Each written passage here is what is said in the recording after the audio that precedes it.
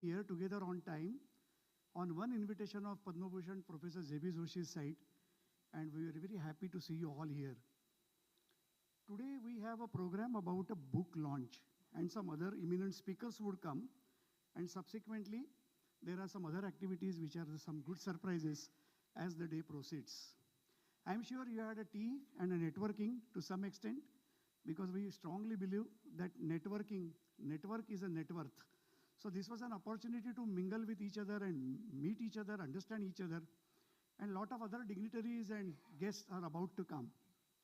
Let me take some time to tell about the program. Today is the day where we will have a book launch of the book which got published, released at the same venue on 28th of February 2024, same year. And that was on the same topic of climate change, energy options for India. And that was the day when there was a Science Day, 28th of February. So again at the same hall, with many of you being again here, we are going to give a book launch ceremony in Marathi. That was the same topic, which in Marathi means हवामान बदल आणि भारतासाठी वेगवेगळे ऊर्जेचे स्रोत. So we will have this to happen. Before I start the program, I just want to give a couple of details. As you know, the purpose of this program is to do a book launch, and at the same time, Professor Joshi and many other eminent speakers who mean something great for the India, they will be also coming and addressing to their views to many of us. You must have all been given a bag, okay? That bag contains a diary if you want to take a note, a pen. It also contains the printout of a schedule of the entire proceedings of the day, so that you will be in a position to know what is next. And we will be also in a pressure to see that we maintain the timeline. At the same time, there will be a small paperweight, which is also, all these things are being given by the people who are making this to happen as a glorious function, that is Sundaram. They are the one who will be doing this. Today, the topic which we are going to talk about, and the book launch is about climate change. The book is in Marathi. So I am going to talk some percentage of my talk in Marathi also. हवामानाचा बदल, climate change याबद्दल आपण बोलणार आहोत. आणि हवामान म्हटलं तर आत्ता तरी माझ्या मते या ऑडिटोरियमचं हवामान खूप चांगलं आहे. In a good sense climate change झाला आहे, कारण खूप पॉवर हाऊस लोक इथे आलेली आहेत. त्यामुळे आपण त्यांच्याकडनं पण ऐकणारच आहोत. आणि या हवामान बदल, why this climate change is more important. I am very sure you would be very eager once the book get launch. You will be very eager to read through. But I personally feel there are some takeaways which the SEBI has also mandated, because the Sustainable Development Goals, which are 17 in numbers, or even the book which talks about, I mean, the need is there to conserve our planet Earth. We have no right to deplete it. So personally, I feel that environmental stewardship, social responsibility, economic viability, strong governance and ethical practices, and sustainable supply chain management's long-term vision and strategy for all of us would take it to what actually we as a mankind should do for the future generations. And the book definitely elaborately talks about, which the authors at appropriate time also will talk to you. So I'm sure that with this small brief, we will be very eager to start the program and do the ice breaking for it. As per the Indian culture, I am going to request all the dignitaries, I will call upon them for lighting of the lamp, which itself is a shubha in our culture to start any good function. So I request Padma Vibhushan Professor M.M. Sharma sir, Vice Chancellor ICT Professor A.B. Pandit sir, one of the author Dr. Arun Kumar Nayak sir, Kush Singh sir, Derek Shah sir, please come and join Professor J.B. Joshi for lighting of the lamp. Please come, please.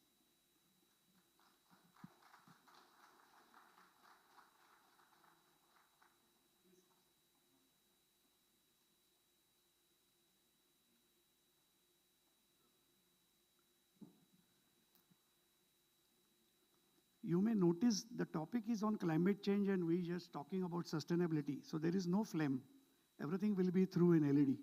So I request the volunteer to...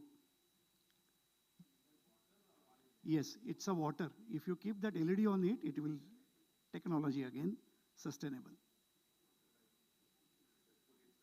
Just put it, sir.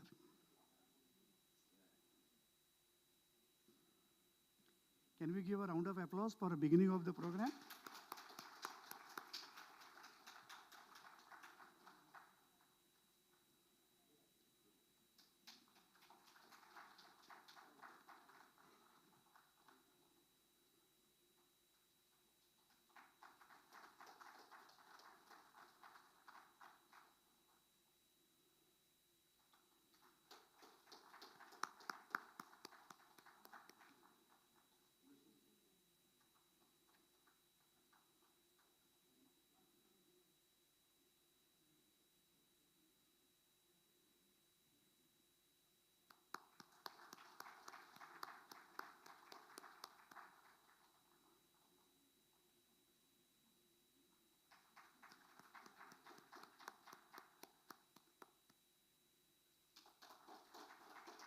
Thank you very much. Can I request the dignitaries to take the seat, please? After a wonderful traditional opening of this event with respect to lighting of the lamp, now we have Miss Manasi Kelkar and her team. Can I request her? Manasi Kelkar and her team, and they will be definitely creating a positive vibrations in the Hall of Culture by reciting 3 songs which are about, first is about the Lord, and 2 which are very relevant to this function when we know the audience is of this stature. So Manasi Kelkar and team, Manasi runs स्वर मानस, मानसीचा स्वतःची एक संस्था आहे. 22 वर्षाचा त्यांचा classical music आणि भरतनाट्यममधला अनुभव आहे. आणि त्यांची अजून एक ओळख म्हणजे उत्तराताई पण आलेत. उत्तराताईंची मुलगी नाही आल्यात, उत्तराताई केळकरांची मुलगी आहे. तर मानसी आणि त्यांच्या टीमला आपण विनंती करणार आहोत की आमच्या या सर्व समुदायाला, या हॉल ऑफ कल्चरला एक अतिशय चांगल्या लहरी तुमच्या भक्तिगीतातनं होऊन जाऊन देत. मानसीताई, थँक्यू.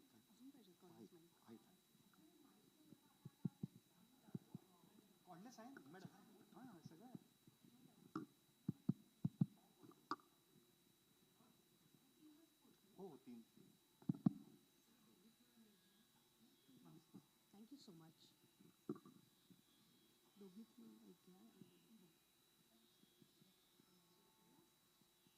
नमस्कार, मी मानसी केळकर तांबे. स्वरमानस ही माझी संस्था आहे आणि थोडंसं करेक्शन करू इच्छिते. माझी लाईट म्युझिकची संस्था आहे. कारण लाईट म्युझिक हे कोणीही गाऊ शकतं, वेराज क्लासिकल शिकण्याकरिता एका प्रकारची बैठक लागते जी हल्लीच्या लोकांमध्ये नसते.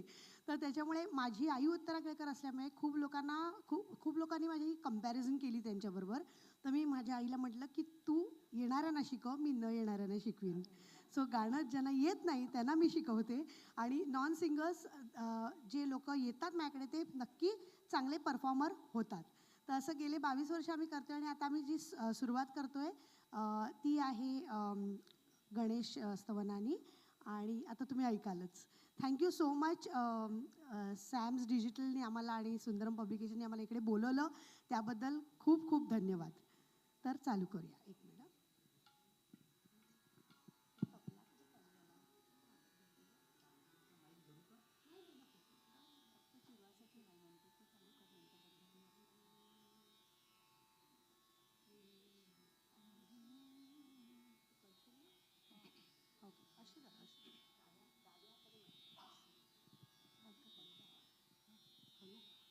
ओके, 1 2 3 सुरुवात. तुझं मागतो मी आता, मागतो आता, तुझं मागतो मी आता, मागतो आता, मज द्यावे एकदंता.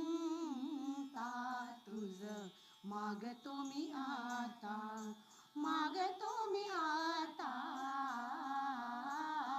तुझं मागतो मी आता.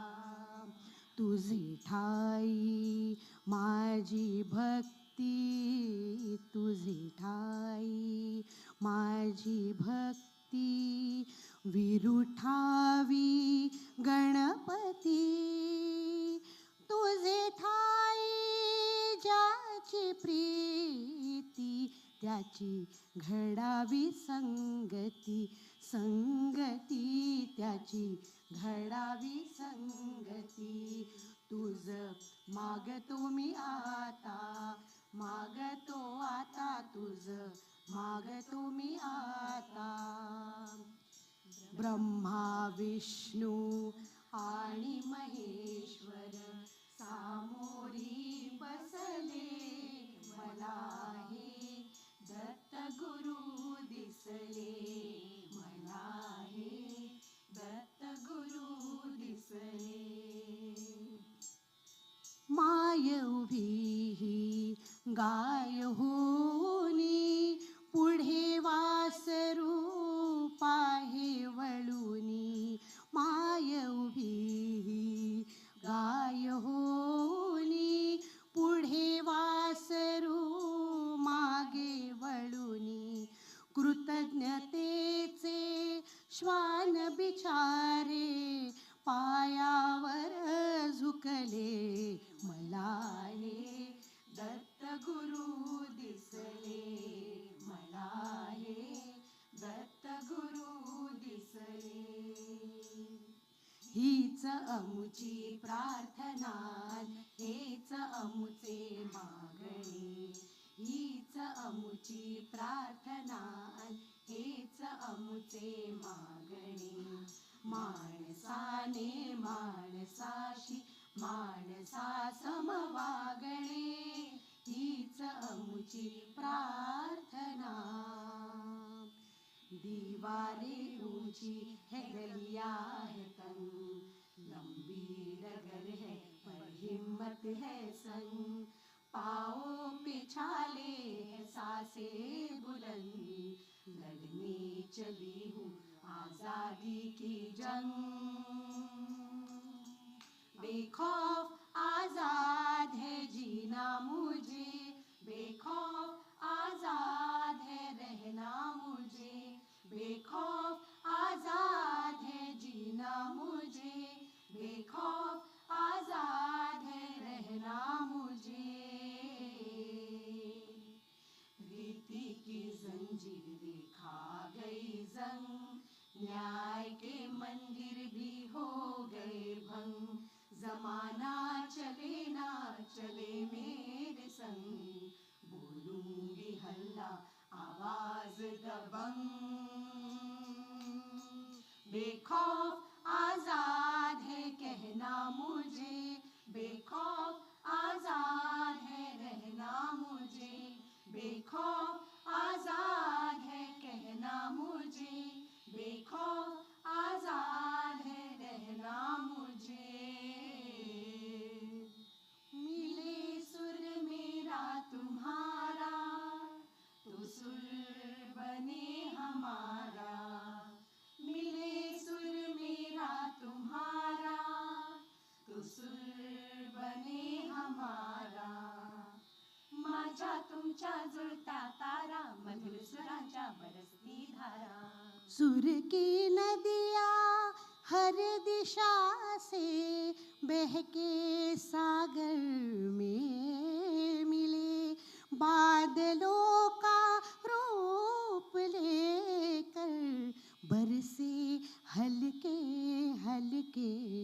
मिले सुर मेरा तुम्हारा, मिले सुर मेरा तुम्हारा, तो सुर बने हमारा.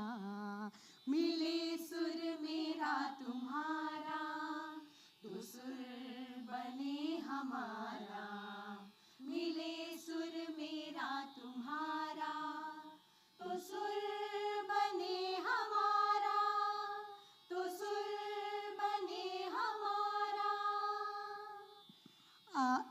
खूप खूप मजा आली आम्हाला इकडे गाऊन. पण अजून एकच गोष्ट मला म्हणायची आहे, जी प्रोफेसर जे बी जोशी सरांबद्दल आहे, की heartiest congratulations for this inauguration. आणि क्लायमेट चेंज हा शब्द फक्त आम्ही ऐकलेला आहे. आमच्यासाठी खूप तज्ज्ञ लोकांसारखी आमच्याकडे ती बुद्धी नाही आणि ती डेप्थही नाही. पण आता जे आम्ही गाणं बेसिकली सायंटिस्ट लोकांना आम्ही डेडिकेट करतो आहे, कारण सायंटिस्टचं लाईफ आपल्याला फार ग्लॅमरस वाटतं पण तेवढं ग्लॅमरस नसतं, कारण का ते रिसर्च करत असतात, त्याच्यात अप्स अँड डाऊन्स पण खूप येतात. तर आम्ही हे गाणं त्यांना डेडिकेट करत आहोत. अगदी 3 मिनिटात आमचं हे गाणं संपेल. ही आहे मेडली. आणि क्लायमेट चेंज जरी आम्हाला माहिती नसला तरी आत्ता ह्या क्षणाला इकडचा माहोल मात्र नक्की चेंज होईल. तर आम्ही सुरू करतो.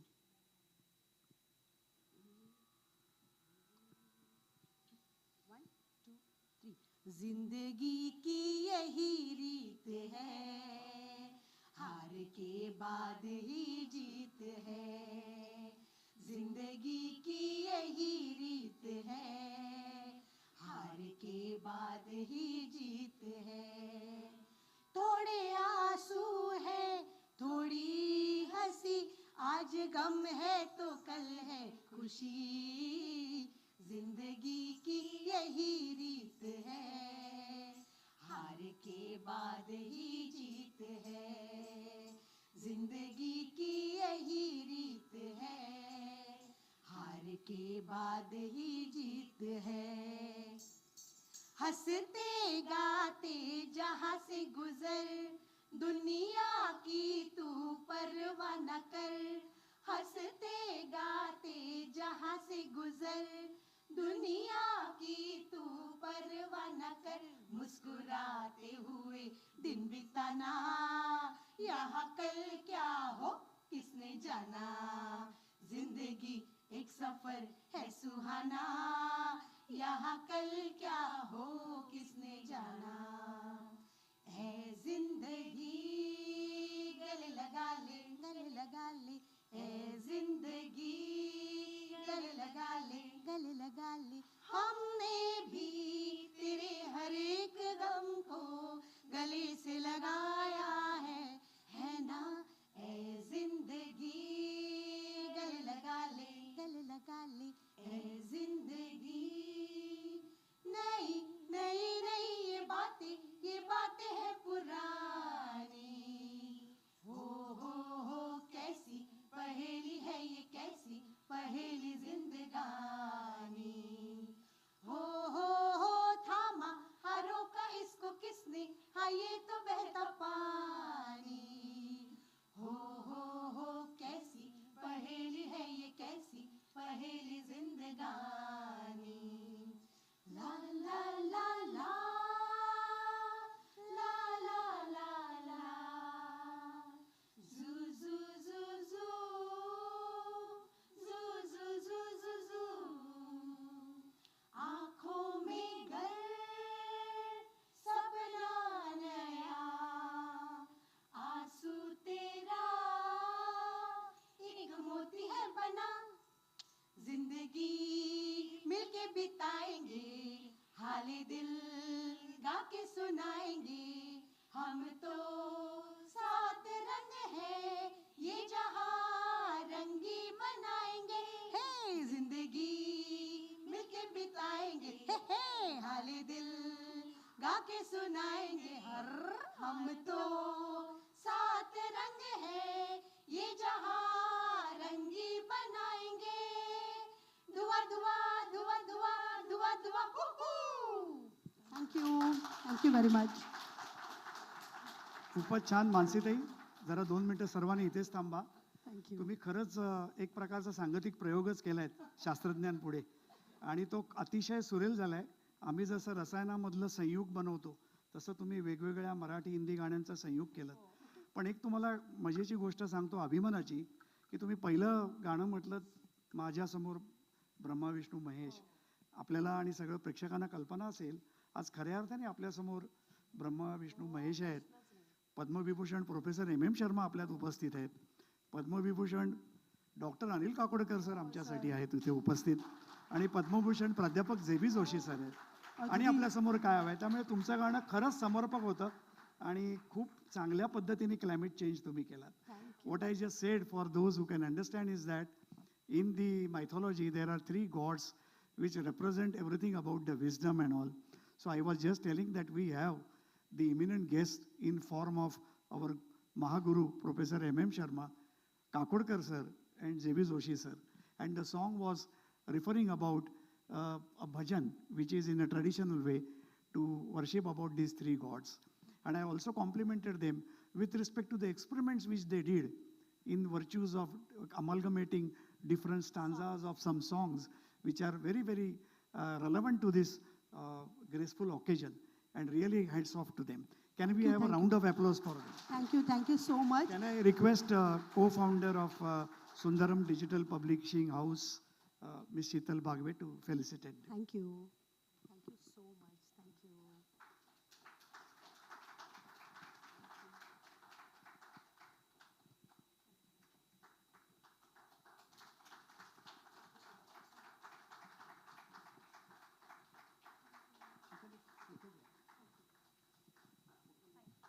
Thank you so very much.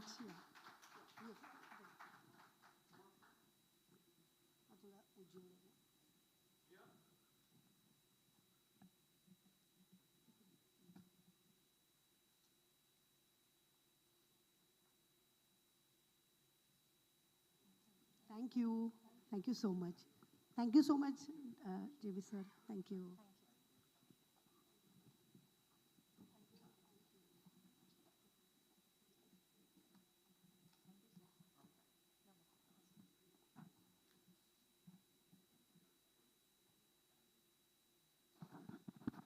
So with this perfect beginning of lighting of the lamp and such fantastic creation of an atmosphere through music therapy, I'm going to now request the technical sessions and kind of addresses.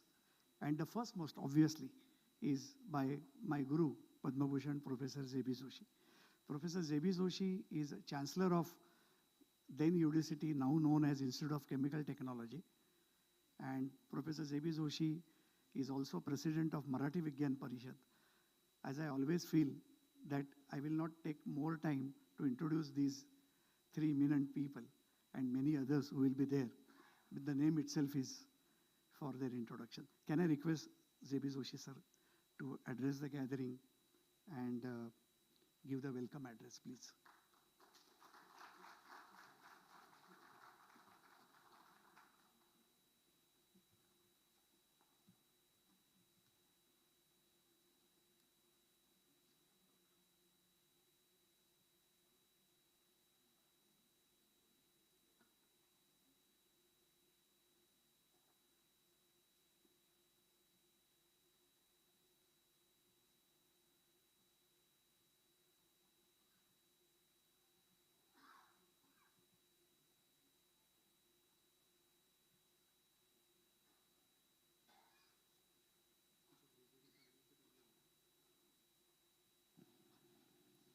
Hello. Yes. Namaskar.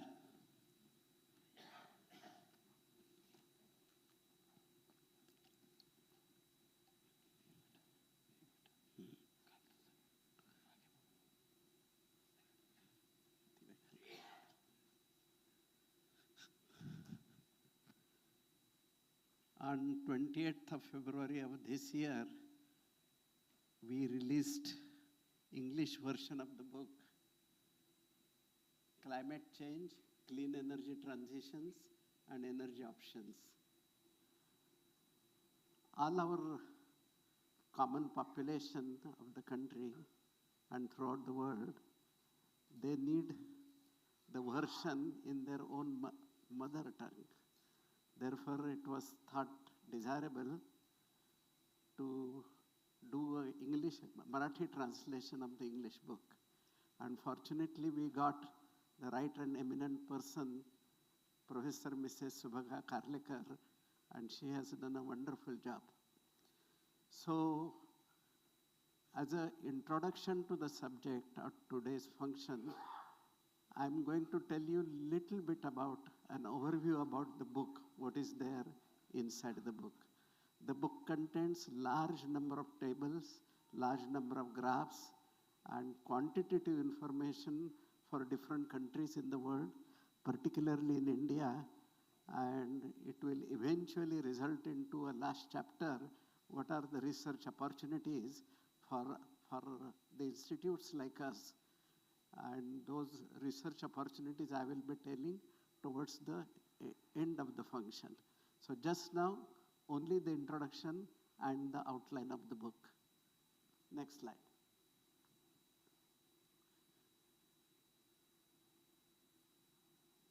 आपण म्हणतो की green house gases म्हणजे ज्याच्यामुळं हे तापमान वाढ होते ते एक आहे कार्बन डायऑक्साईड. कार्बन डायऑक्साईड हा फॉसिल फ्युएलमधून येणारा, लँड यूजमधून येणारा, मिथेन, नंतर फॉस्फरस आणि नायट्रोजन ऑक्साइड्स. तर 1990 मध्ये ते किती होते आणि आता ते किती आहेत? जवळजवळ 59 गिगाटन्स झालेत 39 पासून, म्हणजे 50% वाढ झाली आहे. तर अशा पद्धतीची बरीच टेबल्स आणि बऱ्याच फिगर्स त्या पुस्तकामध्ये आहेत. Next slide. So this I was indicating, carbon dioxide contributes to 65% of the global warming, and this is from fossil fuels. Plus we get lot of CO2 from forestry and other land use. Then next is methane, nitrous oxide, and fluorine-based chemicals. Next. So carbon dioxide emissions in billion tons, that's what I mentioned to you. So what are the sources? Cement, coal is obviously at the top, then oil, then gas, then cement, and the flaring from variety of equipment. If we see country-wise, the China emits the maximum, followed by United States, third highest is India, then Russia, Brazil. What I am trying to emphasize just now, you will have lot of information in the book, some of which I am presenting just now. Next slide. So we are approaching very fast to double the carbon dioxide. It used to be 200 ppm before the Industrial Revolution, and then up to 1950, it was about close to 350, but now fast rising to a value of 420 approximately. So if the same slope continues, then it will double very fast and maybe even triple very fast. Next slide, if no action is taken. So earlier, the heating rate per meter square of Earth was 2 watts, and because of global warming in these 40 years, it has increased by 66%, close to 50 to 66%, and it has become 3 watts per meter square. Next slide. I'd like to present this slide. The Japanese physician, Professor Manabe, he presented a model, a very simple model, but he got a Nobel Prize on the basis of that model.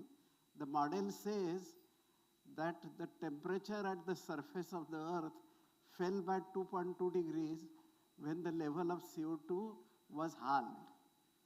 And when the CO2 concentration was doubled, the surface temperature has increased by 2.36%.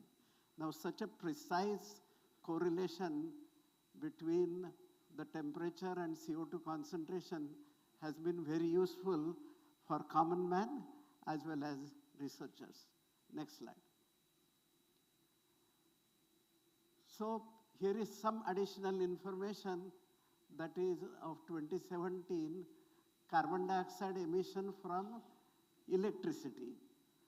So United States, 470 grams per kilowatt hour, that one unit of electricity we use, and from that 470 grams of CO2 gets released. China releases 680, United Kingdom 350, France only 90, and India 815. Why this is so? Because the France has 68% in the energy mix contributed by nuclear energy. And then the corresponding numbers, they also relate to how much the energy mix is from atomic energy. India is having only 3%, and there is a huge, huge opportunity to expand in this direction. What is the goal given? For United States, it should come down to 11. China should come down to 24. United Kingdom, 11. So from whatever is the number, 90, they should bring it back down to 11. But there is a comprehensive model developed by MIT in Boston. They say that this is not acceptable. Per unit of electricity generated or used, we should bring down the grams of CO2 to 1 gram. Next slide. India's nationally, there has been various conferences and agreements. In 2015, there was a Paris Agreement. And we as a nation, we promised to the world we will do something. Plus, next slide, the Conference of Parties, COP26, was held in 2021. And just now, COP29 is ongoing in Azerbaijan. And there, we promised something. Out of Paris Agreement or COP26, I'm giving you some summarized promises made by India to the world. India will reach its non-fossil energy capacity of 500 gigawatt by 2030. This is the first promise. India will meet 50% of its energy requirements from renewable energy by 2030. India will reduce the total projected carbon emissions by 1 billion tons from now onwards till 2030. And by 2030, India will reduce the carbon intensity of its economy by less than 45%. By the year 2070, India will achieve the target of net zero. These are the promises we have given already, India has given, and these are the targets for we scientists as well as students. Next slide. So, if we take action, then there is an opportunity of 2.9 lakh crores.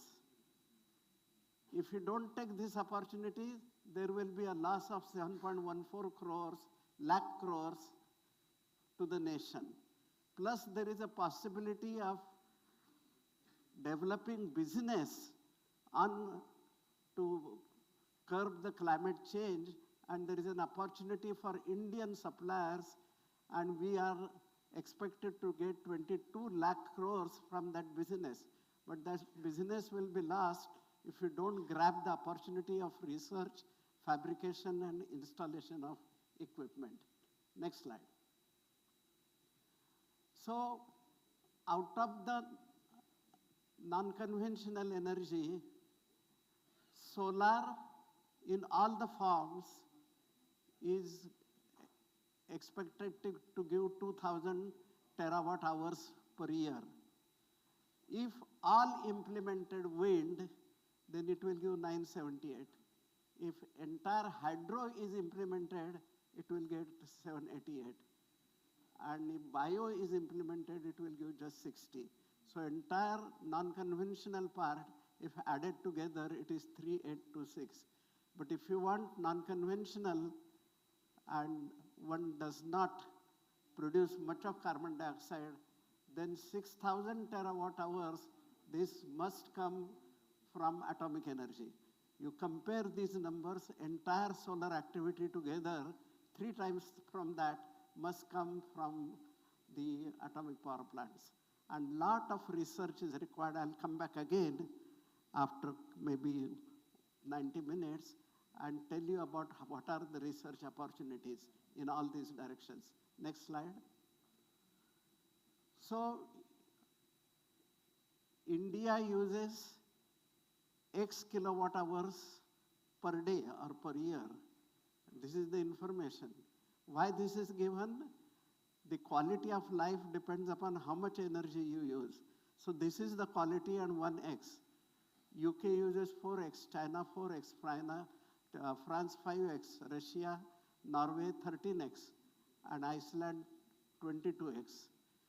So we need to increase the consumption of electricity per person for improving the quality of life, but we need to keep in mind, so the research required has both the directions which we should keep a lot of balance. Next slide. So nuclear power, an excellent base load. So if you install a plant of 100 megawatt, from nuclear power you get 2167 megawatt hours. And all other numbers you see, the coal plant gives 1500, natural gas gives 1020, hydroelectric gives 955, concentrating solars gives 792. This is because of the utilization factor.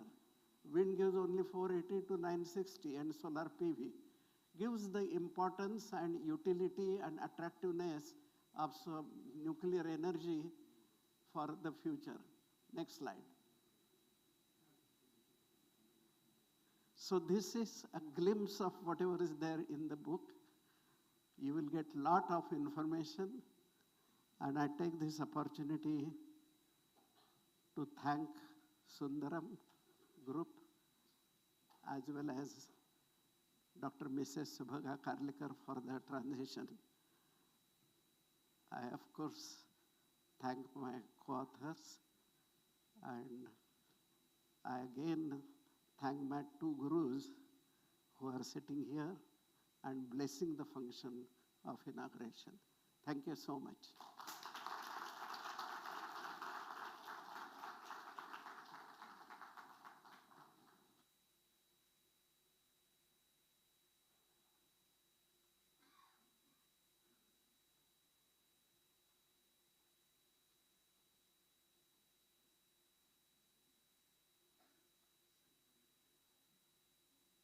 Thank you very much, sir. When the scientist speaks, we only have to listen. And when the conviction is so clear, his thoughts are so thought-provoking, I'm very sure once you read the book, many of the doubts which are in our mind, in a very lucid language, it will be definitely understood. I strongly believe that teachers like Professor Joshi, Sharma sir and Kakodkar sir, they are actually the Saraswati Pujak. I mean, they are doing nothing but a nation building. Today only in the paper, the 13.3% of contribution of Maharashtra state got published towards the GDP of India. And with the numbers and data and confidence with Professor Joshi has shown that we will be net zero well before the committed guidelines. So I personally feel that really India is going to become a superpower because we have a super great people. So round of applause for such all scientist fraternity. So now I will call upon one more scientist who is a very dedicated scientist and a committed teacher and Vice Chancellor of our Institute of Chemical Technology, Professor A.B. Pandit, to address the gathering. And one special introduction about him, he is the first PhD student of Professor J.B. Joshi. Pandit sir, please.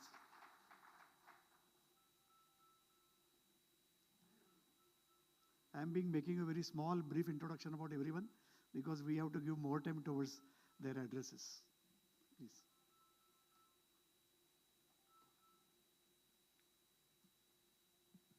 And good afternoon, everybody. Professor Sharma, Dr. Kakodkar, Dr. Sonde, Dr. Nayak, Professor Joshi sitting on the dais, and all my colleagues and friends. As Dr. Jogalekar said, this appears to be a climate for discussing this.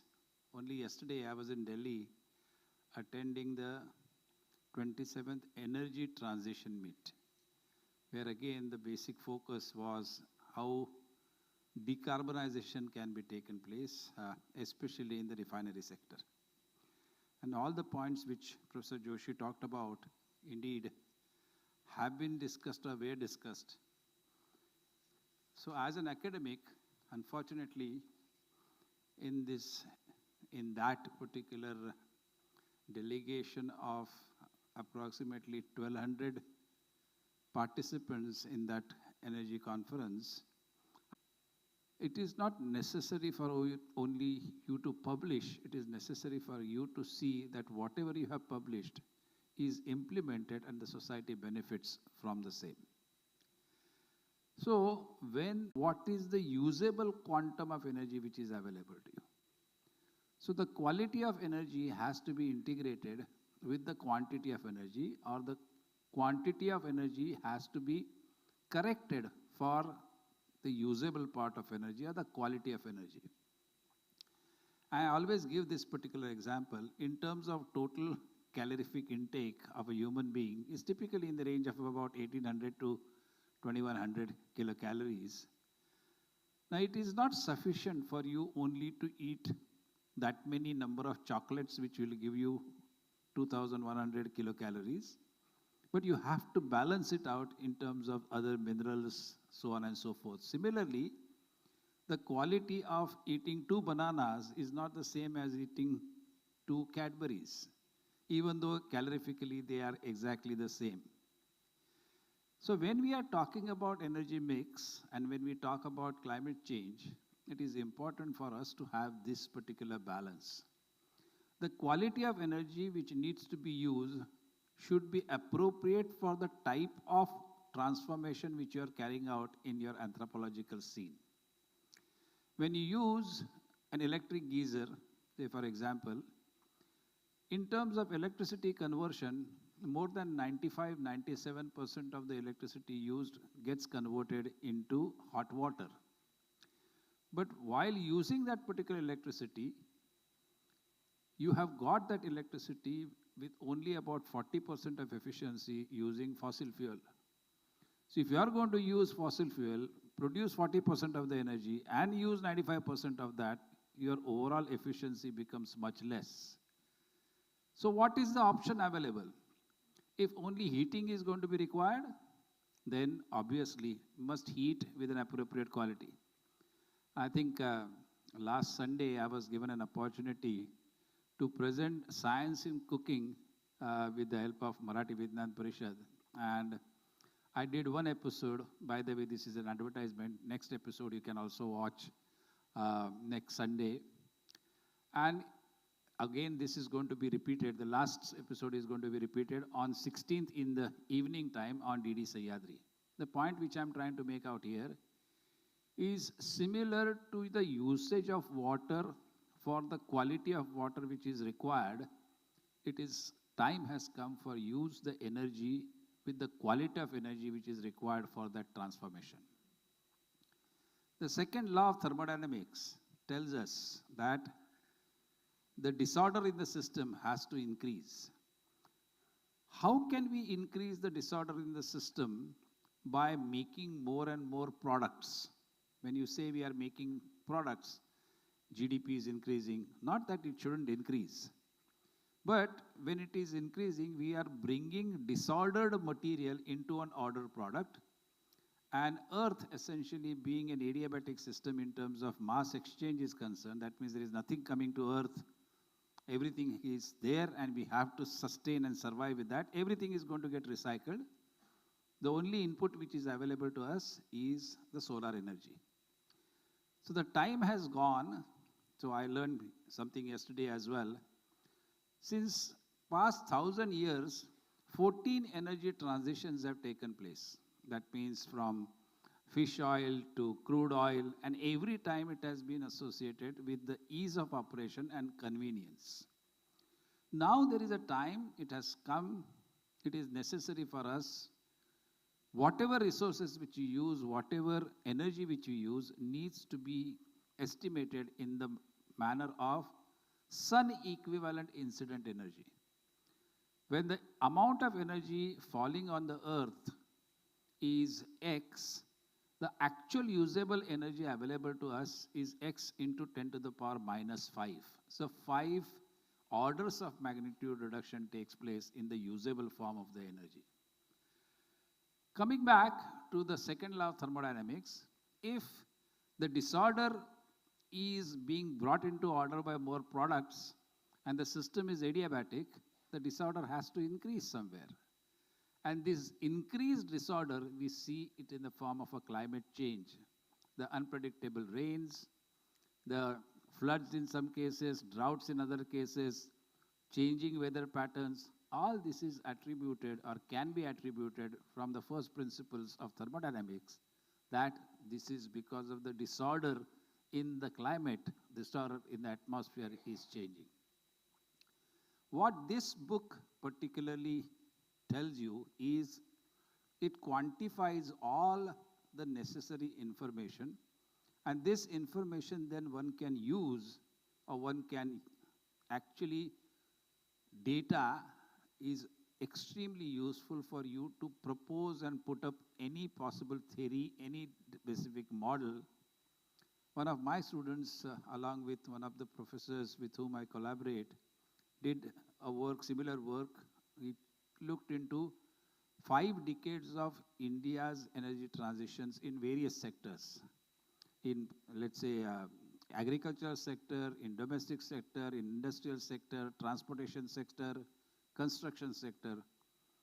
And it was realized when we did this particular analysis that as the affluence is increasing, the wastage of energy is increasing. It is time for us to remember that the situation cannot continue. It is just not sustainable. There was a big debate yesterday that refineries should get electrified, everything should be used by electricity. I just made it a point. You can definitely use electricity, but unless that electricity is obtained by either solar or by wind or by nuclear, there is no chance of decarbonizing the refinery operation, because the entire refinery operation essentially depends on hydrocarbon. You burn the carbon to be able to get the energy. So the data which is given in this particular book, in my opinion, will be extremely useful to the student community, to the faculties, and I laud the initiative which has been taken up.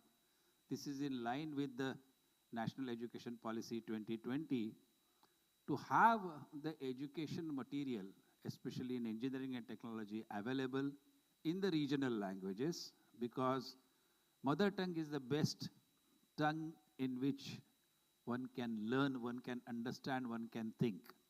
Second language is, of course, a language of expression that need to be cultivated, need to be developed, but a person understands the best in mother tongue. So this, in my opinion, the translation of the original English book in Marathi is a welcome activity which has been taken up by Professor Joshi and his team, and I compliment all of them and hope you will educate yourself like I will also while going through this particular book and use it in my teaching, as well as identifying certain research activities and problems, as Professor Joshi pointed out, listed out towards the end of it. Thank you very much for your attention, and I appreciate your listening to me. Thank you.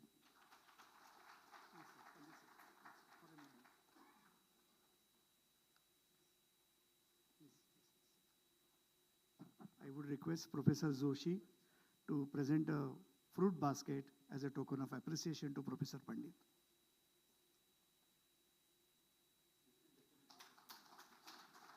Sustainable.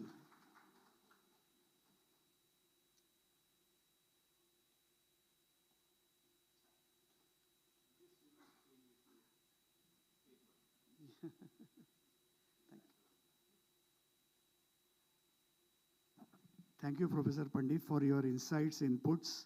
And I'm very sure you have talked about or reflected about the book. And in a way, this book will also address about 17 SDG goals, which in a way United Nations have approved and taken on paper. आणि मराठीमध्ये सांगायचं झालं तर तुम्ही छान सांगितलं की मराठी ही मातृभाषा आहे आणि मातृभाषेतनं सांगितलेली गोष्ट हृदयापर्यंत पोचते. आणि नुकताच आपल्या मराठी भाषेला अभिजात भाषेचा दर्जा मिळालेला आहे. त्यामुळे या प्रसंगी मराठीमध्ये आवृत्ती निघते यासाठी सर्व लेखकांचं आणि पब्लिशिंग हाऊसचं कौतुक करण्यासाठी आपण एकदा टाळ्या वाजवूया. Now, if you see the schedule as we shared with you, we are making a small change, and I'm going to call upon the next eminent speaker, Derek Bhai Shaha, because the Brijesh Singh, who is the Principal Secretary of Government of Maharashtra, we are expecting him after some time. So I would be personally requesting Shri Derek Shah sir to address the gathering. Derek Shah sir is a Senior Vice President from Larsen & Toubro. He is heading the Green Manufacturing and Development sections of L&T. He is spearheading various projects like green hydrogen and its derivatives. He is a board member of all joint ventures of L&T. He is also a board member of Mitsubishi Power Japan. He is also a board member of Horden of UK. So can I request and call upon Derek sir to address the gathering, please?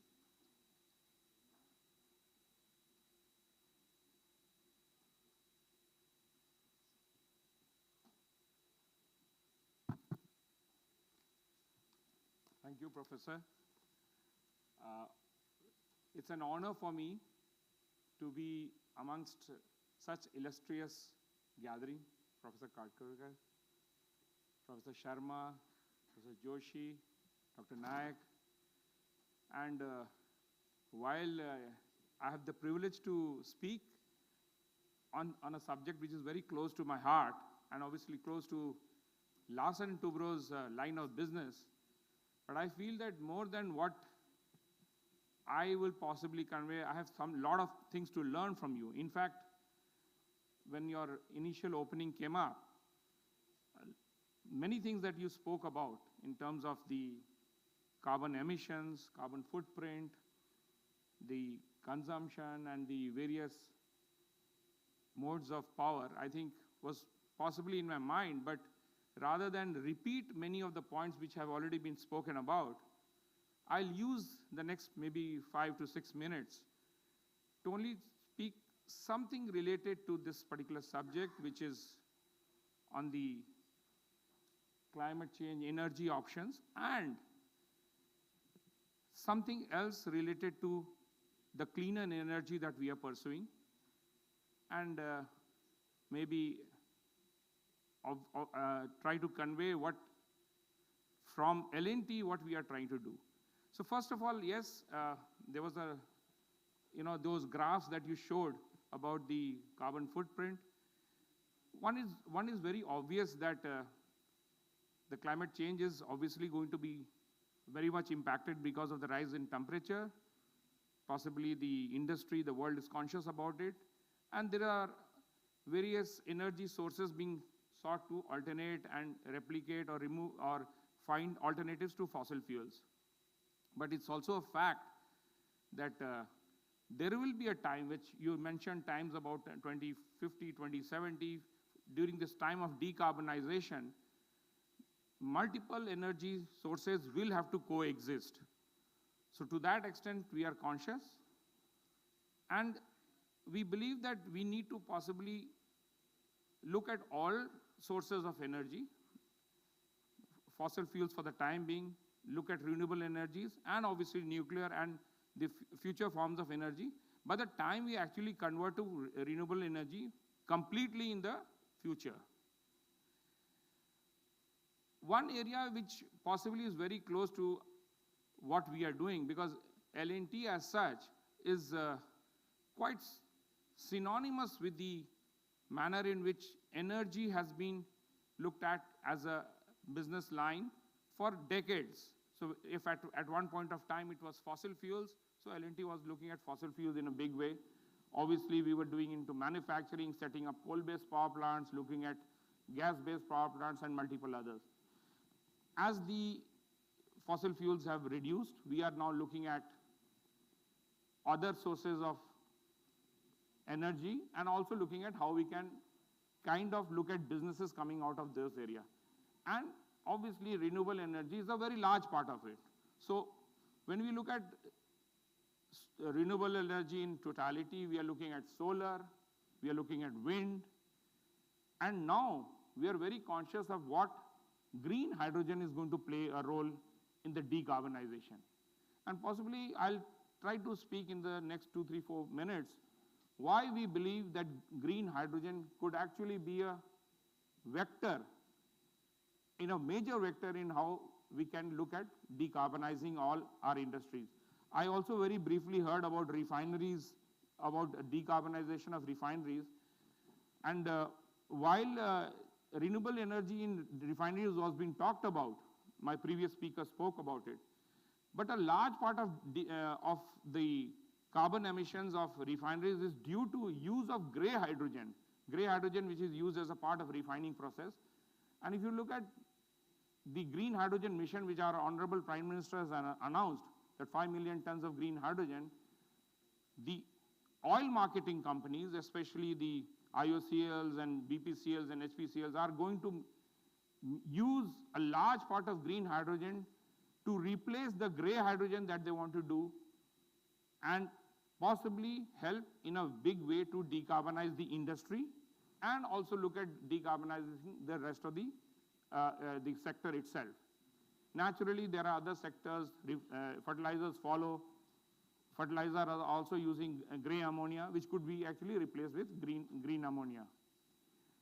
So I feel in terms of the energy options available, we are naturally talking of the big sectors in terms of nuclear, renewable. We are looking at alternatives to what we can do, which could be green fuels that we are talking about. We are talking about compressed biogas, biofuels, sustainable aviation fuels. There are multiple energy options that we can look at. Naturally, I'm not leaving out EVs and batteries itself, because there are also methods to decarbonize. And I'm not talking about batteries being looked at as only energy storage systems, because obviously storage itself is becoming a very big part of it. I understand there was discussion about ultimately batteries being charged by gray power. That possibly is not on. If in the future we look at renewable and green power, possibly we also look at EVs also being charged with green power. So I believe that if we need to look at addressing climate change, if we need to look at the country as a whole, if we need to actually be aligned to what the whole world is looking at, as a country, as an industry, and purely from a company's point of view also, we are looking at addressing multiple areas in the energy or the transition. And we believe that with the expertise that lies with L&T, with its technology, with its manufacturing expertise, with its engineering expertise, we would be able to significantly contribute to this energy transition and help reduce the impact of climate change that's happening to the world. Thank you so much.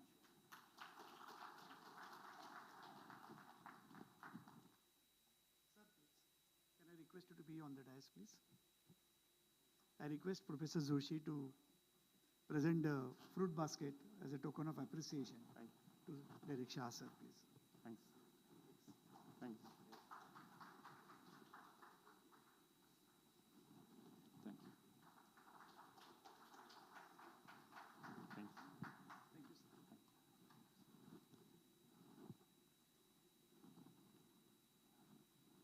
sir. Thank you for your inputs and insights.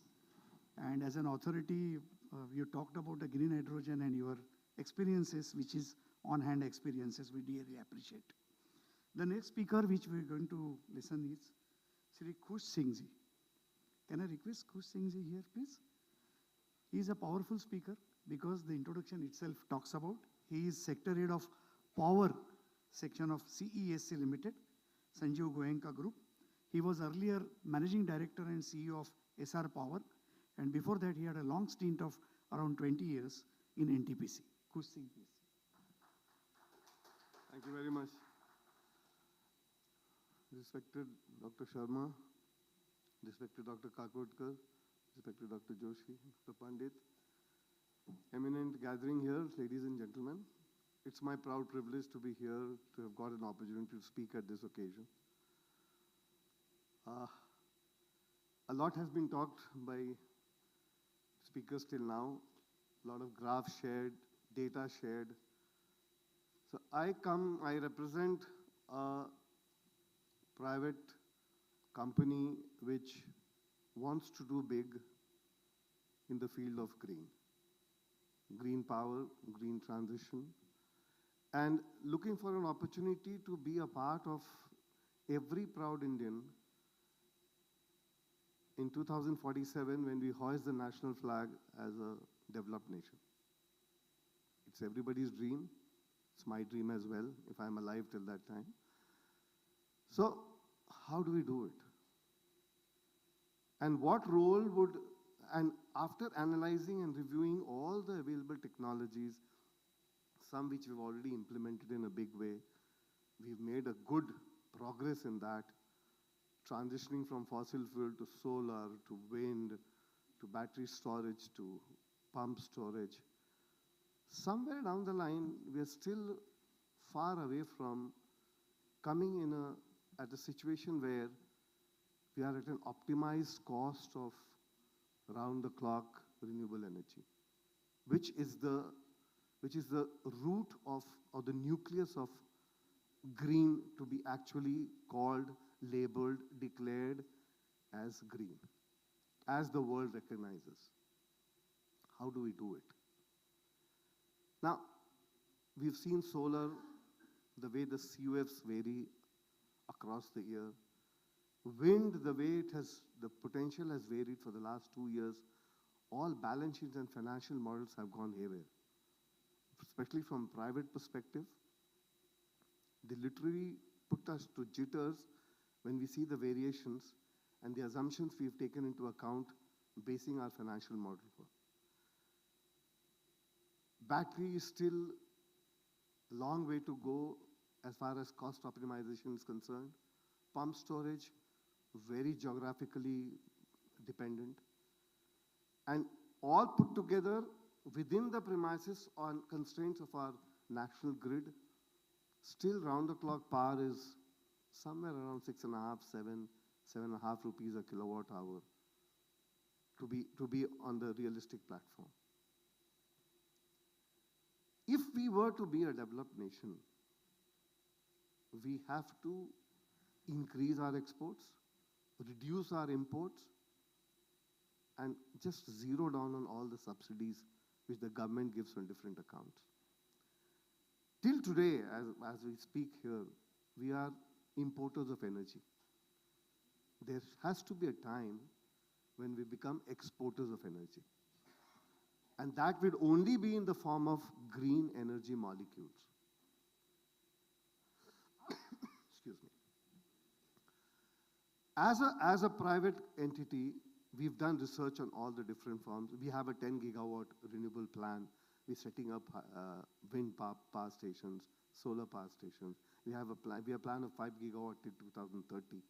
But on a research scale, on a collaboration scale, on a long-term perspective, we are in the process. We've already tied up with one of the key technology developers across the globe, a Danish company, which is going a big way in small and micro nuclear reactors. And that also what? Thorium-based. Thorium molten salt-based. Why? Having learned the lessons from Pokhran test and all, we want to be fully dependent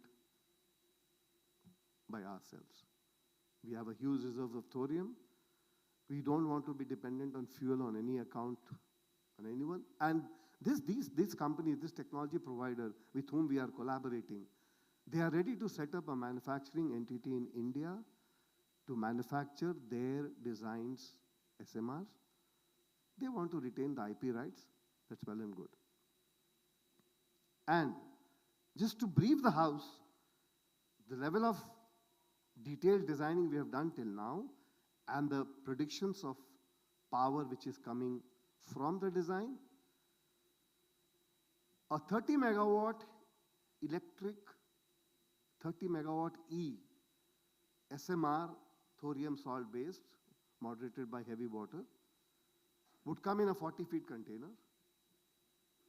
And with the steam produced, the cost of steam produced, ultimately reflecting on the cost of power, would be $20 per megawatt hour. That's the prediction. Taking into consideration a lot of conservative assumptions and risk factors, it is $20 per megawatt hour.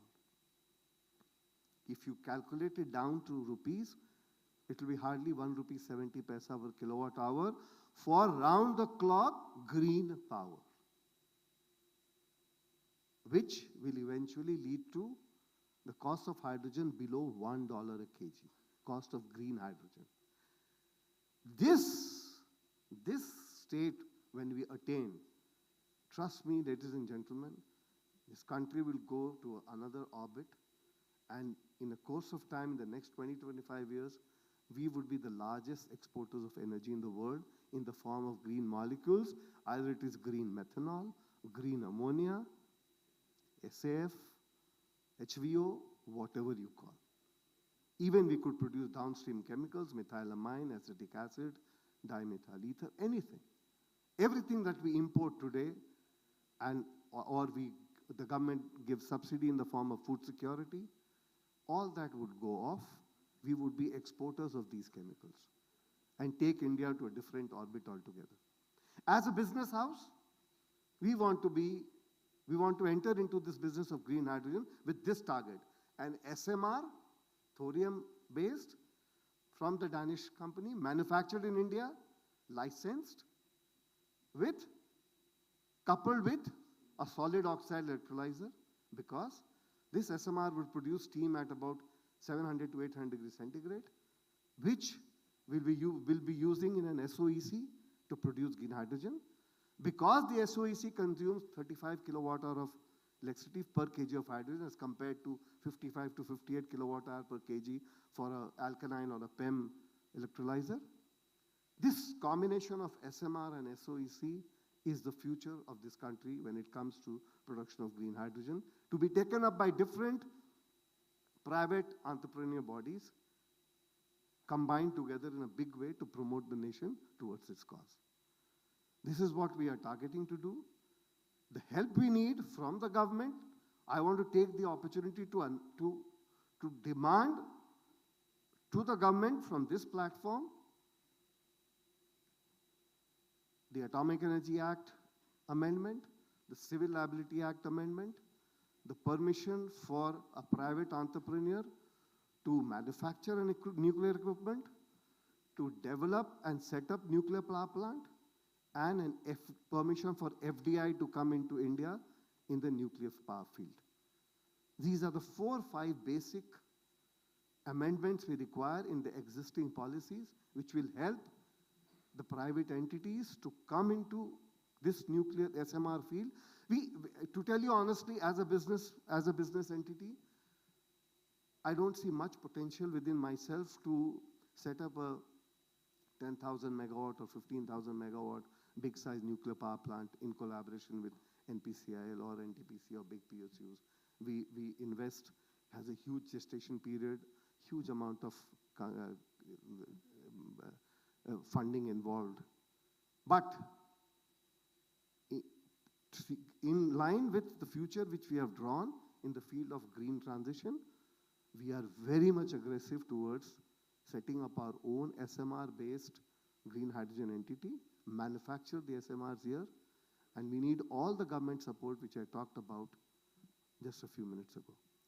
So from this dais, I request the government with folded hands to consider amendment of these policies. The eminent personalities sitting here I would humbly seek their help in this regard, so that we vocally put up to the government the cause of the time and what needs to be done, so that we are right on time, bang on time, when the country needs us and when the world needs us. Thank you very much. Thank you very much, sir. And as you rightly said and expected, the interactions and collaborative efforts within industries and scientists and academicians will definitely bring up the innovation index of India as well as the overall growth to become a third largest economy in the world. Thank you, sir, for your insights. Can I request Professor Joshi, sir, to present a fruit basket as a token of appreciation to Singh, sir?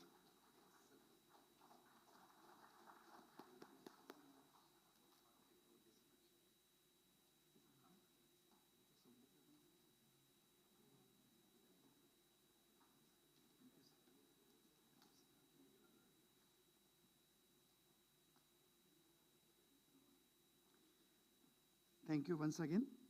I call upon Professor R.R. Sonde as our next eminent speaker. A brief about Sonde, sir. Professor R.R. Sonde is a professor of IIT Delhi, Abu Dhabi. No, I need to do, sir. He is also adjunct professor to many IITs. Name the IIT, he is being there. He is a fellow of National Academy of Engineering. He started his career from BARC. He is a recipient of gold medal by the hands of Prime Minister then during Golden Jubilee Award function for contributions toward nuclear energy and science. Many awards, and he is a member on many committees. He is also a chairman of DST committee for CCUS, carbon capture, utilization and storage. So we have Professor Sonde here. Thank you, sir, being here. Thank you very much. Namaskar, and Shubh Sandhyakal, Sagalana. It's really privilege to kind of have this short interaction when your gurus, who really you keep them at such a high pedestal, Dr. Kakotkar, Professor Sharma, and Professor Joshi are there. It really is my privilege to spend next 10 minutes on my views and my reflections on this very important topic. Last time when you called me, I was stuck in Abu Dhabi. I was traveling back and I got stuck in Ahmedabad from Abu Dhabi, and therefore, sir, I could not come. And thank you very much for giving me this opportunity. What am I doing in Abu Dhabi? Actually, that's something which is very interesting, that IIT Delhi is setting up this new institute in Abu Dhabi, and I was asked to set up. I am in the process of completing and coming back to India. And really, I was surprised when I was in Abu Dhabi, the interest of this UAE entire nation to decarbonize. Okay, I'll come to that a little later. But the very fact that a nation which has grown on the power of fossil is now considering that whatever their prosperity came and they grew to this kind of a 1.2 billion trillion dollar economy, which is, there are about 1 million people there, 10 million people there with only 1 million Emiratis and all that, that they are trying to really find out how they should quickly transit from the deep, carbon, because they not only do themselves, they contribute to the world, is trying to do it is amazing. And the very fact that they're doing this, I'm very happy because I accepted this challenge because the West had developed all their economy based on fossil and imported technologies to them. I was telling to them that probably India will now try to decarbonize and build them a technology because they're really concerned that in next 20 years, if oil is going to go away, their entire economy is going to collapse. So that's something, that's the real power of what the new technology can come. Whether the climate change or not, I think the new technologies are going to make oil probably irrelevant, and some of you may not agree to this statement, but it's important that I make that statement here, that the amount of new technology which are coming up, essentially in the field of material science, getting into this kind of a field is mind-boggling. Coming to this particular topic, sir, thank you very much. I think the way that he has written the book is so timely that every commitment that we have done in the COP, Homo sapiens, we are missing it. We go there, do many things, only the curve is going up and up and up. And I think there is a tremendous amount of deficit in the public perception of what is this climate change. Not in my backyard. I don't want to take any kind of a thing. I know I was delivering a talk in decarbonization of cement. I said, if the cement is going to be expensive to you by 40%, because cement is cheaper than water. One liter of cement costs about 7.5 rupees, which is cheaper than mineral water. And if you are ready to buy a cement, so-called, I don't know to use that green cement, but something decarbonized cement emits about 2.4 kgs of CO2. Hardly any few hands went up. And they were genuine kind of a thing that they are ready to buy this kind of a cement. So climate change is not something only scientists will do. Some of us will do something, and some industries will do. I think it's a huge, mega problem that all of us Every arm of the society need to invest. Because we have done everything. Today, $120 trillion global economy has grown on the strength of fossil, and we tell them the fossil is out of equation. It is not possible. And therefore, I also don't want to come and give some grand solution that I've got this solution and it'll work. It will not. And I sometimes get, I was talking to Professor Pandya, that no, I don't think there's one solution to this. Multiple solutions one has to understand, because energy is a very important aspect, and therefore this book really, really covers these aspects in a very exhaustive manner. And it's very important because the work is not done. We can't say that, oh, I got this, and therefore go to that solution. No. Enormous amount of R&D. And the important today is bring the speed and scale to your development. So thank you very much, sir, for bringing this particular thing. I think this book should become a material. Unfortunately, today in this WhatsApp, we are only interested in some kind of a easy news. But when you have to read this book, people do not invest their time. And that's the I think, I would consider misery of the Homo sapiens, as Harari is saying, that we are not investing in finding out the truth. Rather, we are interested in many other things. I'm going into some little different domain. Let's come back to this. Okay, my few takes on this particular aspect. Well, you call this in different names, okay? Decarbonization, energy transition, climate change, net zero. I have difficulty in some of this definition of net zero and all that, but let me not go there. Let's assume that there is some definition. I don't know what zero means, but assume that these are all terms are there. And India has planned about 8 steps, 8 levers to actually reach this particular target. Every country has got their own thing, and I have written some papers for Niti Aayog on these 8 levers. I'll pick up 3 levers in this, which is very well enumerated in Joshi sir's book. And those 3 things I'll just explain to you. Number 1, which I think all of us should do, and I'm happy Professor Pandit talked about it, everywhere energy efficiency is important. It is not a done job. Everything now, I'm in bits, and Kumaramangalam Birla called me the other day. He said he wants to decarbonize aluminium. Now, aluminium, 100-year-old industry, that aluminium pot, smelter pot, consumes about 1.5 megaton, and there are such 360 pots. To decarbonize, you can't say that you now remove aluminium pot and get an inert electrode, because there the carbon is used to get your bauxite converted into aluminum. And therefore, it's an inherent scope on emission. Now, energy efficiency, in a much more expanded manner, and what Professor Joshi talks about, the intensification, is definitely one of the key levers. Every aspect, cooking or traveling or using anything, I think we should be very, very conscious and sensitive global citizen that we must explore these options. And these are all disciplines.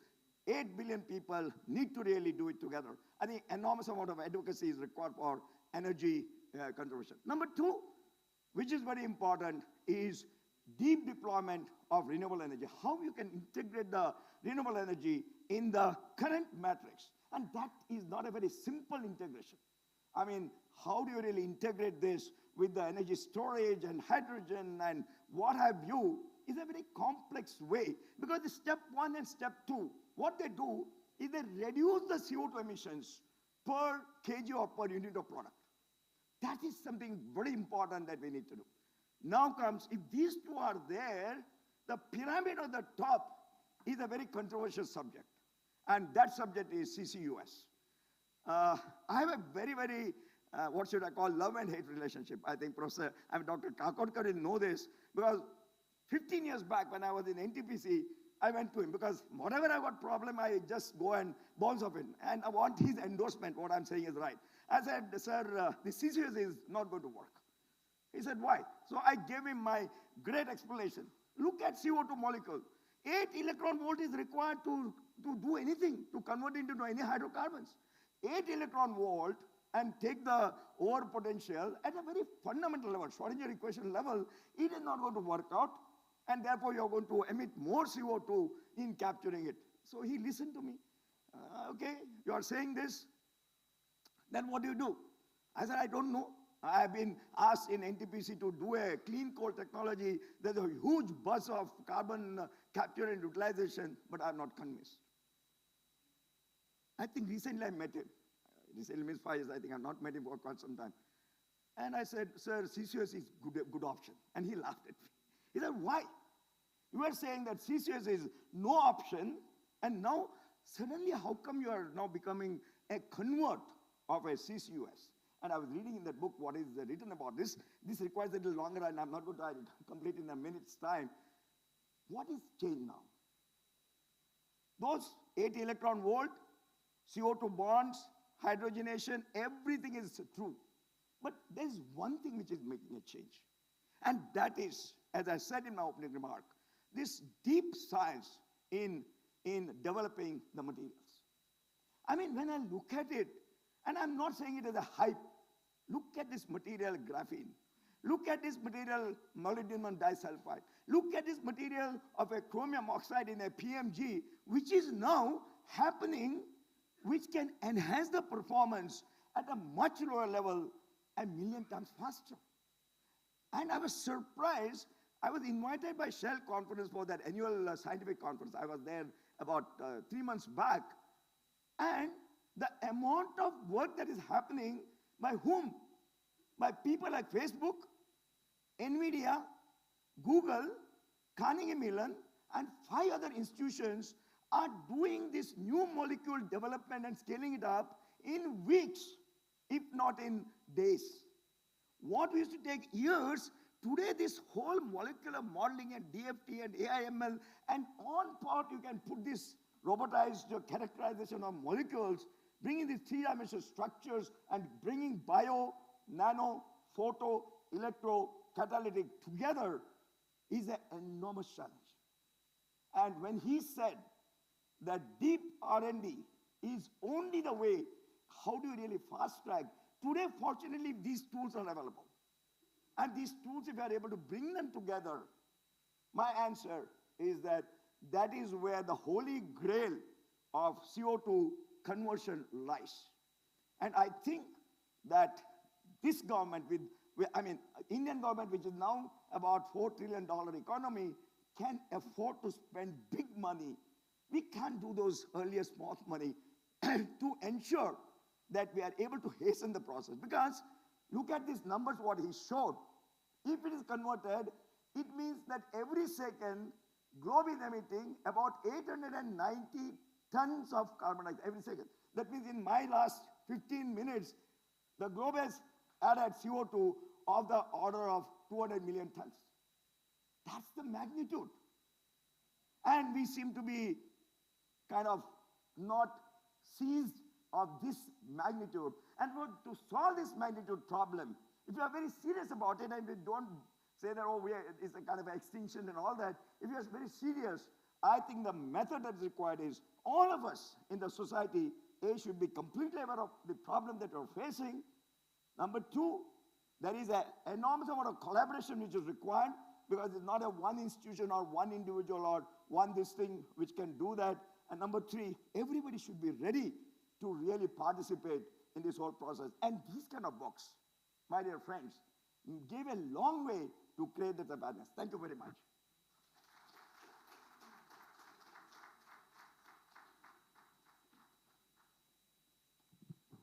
Thank you, sir.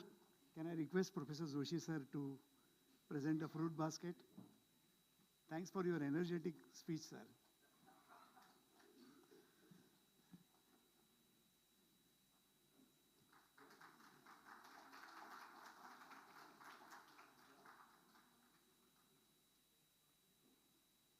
Thank you, sir. Thank you. So now I have something which is very interesting in the day. In between the technical seminars, when eminent speakers are about to come, and we still have long to go. So I call upon Simran from Sundaram Digital Publishing House, and we are going to have a launch of DLMS app. So can I call upon Simran? So she is going to address to us. At the same time, let me also request Shivanand Bagwe and Miss Shital Bagwe, a perfect couple as a co-founder for Sundaram. And as you know, before I hand over to Simran, can you please be on the dais, please? So this Sundaram Publishing House is also embarked into the digital journey.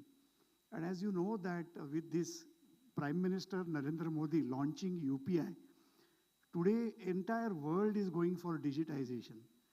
And as the government says that we can still survive in such a city like Mumbai without a currency note if you are loaded with your Google Pay or with UPI. So if everything is going on digital, they have also got something which they want to share to us with respect to a concept of digital library. So DLMS is Digital Library Management Systems, and the experts in that field will talk upon. And once Ms. Simran talks about what it is all about, how it can be useful to many PSUs, educational institutes, universities, and for everyone, it will be like a legacy, it will be like the conservation of a data and knowledge in the most digitized form. And subsequent to an address by Simran, I would request Professor J.B. Joshi sir to formally launch at the click of a remote. So Simran first, please. And I request both of you as a co-founders to be here so that they should know the efforts. Please. Simran? Good evening, everyone. I'm deeply grateful for the opportunity to be part of this significant event in the presence of such a renowned scientists and professors. As we all know, education is evolving and it is no longer limited to the classrooms or the physical libraries. The future is digital, flexible, and within everyone's reach. We are breaking the barrier of time, location, and accessibility, empowering students and educators to explore, innovate, and grow in a ways we could once only dream of. Today, I'm proud to announce the launch of DLMS, that is Digital Library Management System. In the world overflowing with data and knowledge, the challenge lies in effectively sharing and utilizing that information. With this in mind, we innovated DLMS Cloud to create a space where users can easily share and organize their insights, fostering a vibrant community of knowledge. This is not just a launch, it's a revolution. As late Ratan Tata once said, you cannot sit back and think that innovation will come to you. You have to be proactive in looking for it. This quote defines the spirit of DLMS as we actively embrace innovation to enhance the educational experience. DLMS includes several key features. At its core, we have SAMS AI, a cloud-based platform and a passwordless access, which we have successfully implemented across more than 30 government organizations. Additionally, DLMS offers advanced sorting, download and upload capabilities, and a powerful search engine. Now, I would like to request Padma Bhushan Professor J.B. Joshi sir, Chancellor of ICT, to officially launch a DLMS cloud and lead this revolution forward.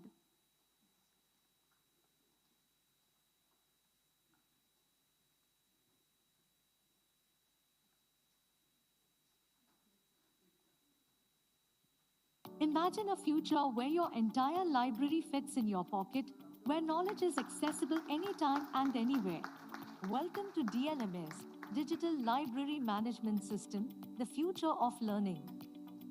DLMS is more than just a library. It's a revolutionary platform that brings all your resources into one digital space. Cloud security and data protection, ensuring your data is safe, secure, and always accessible. DLMS is designed to adapt to any library's needs, whether a school, university, library, or research facility. A collaborative learning environment allows users to connect, discuss, and share knowledge effortlessly. DLMS simplifies library management, empowering students, educators, and librarians to create a dynamic and interactive learning environment. It's designed for everyone, from schools to universities, making learning more accessible and efficient. Welcome to DLMS, Infinite Knowledge, Infinite Possibilities.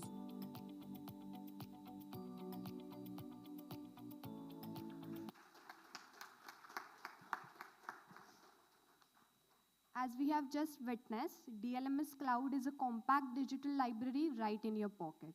At last, my heartfelt thanks to Sheetal ma'am, founder of SAMS Digital, and Shivanand sir, co-founder of SAMS Digital, for their support and guidance, and to my amazing SAMS Digital team for their dedication and teamwork in making this project a success. Thank you.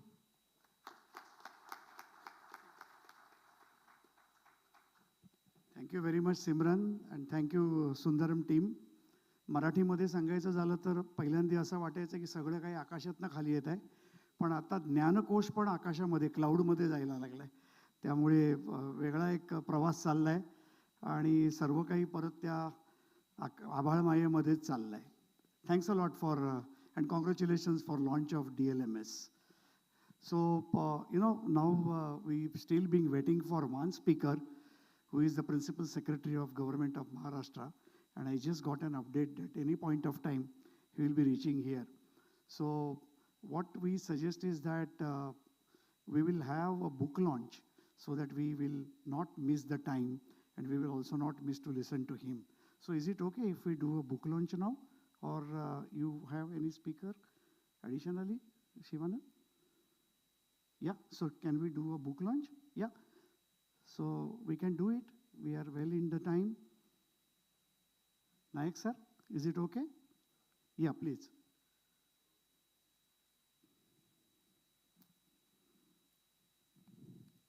Yeah.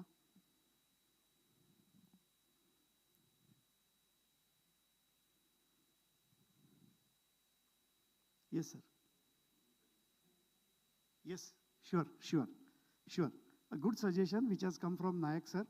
We will take the time as the center of this function and attraction, where Professor J.B. Joshi would do a felicitation of his two gurus, Padma Vibhushan Professor M.M. Sharma and Padma Vibhushan Dr. Anil Kakodkar.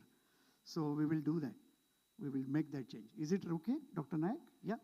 So can we do that right away? Yeah. So I request the volunteers, I request Sheetal and Shivanan also to come up, and then I will call upon both the dignitaries.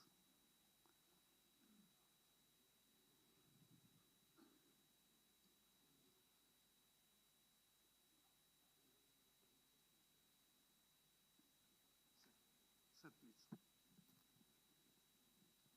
We were planning to release the Marathi version on 1st of May. Two reasons. That is the birth date of Professor Sharma, and that is the Maharashtra Day also.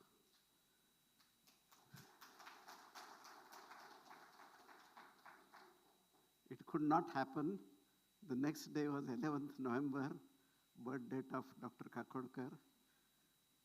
We are delayed by just 2 days, but we can say that we have managed.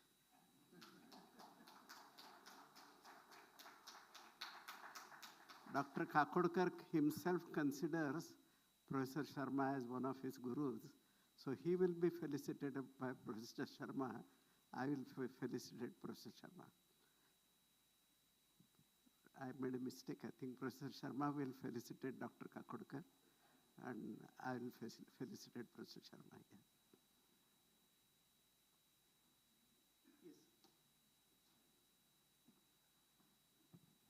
So can I request, okay, yeah, Professor Joshi would like to felicitate you by going down, and Professor Sharma then will felicitate Dr. Kakodkar. So can we have the standing ovation for this felicitation? Yeah. Padma Bhushan Professor J.B. Joshi felicitating his guru, Padma Vibhushan Professor Manmohan Sharma.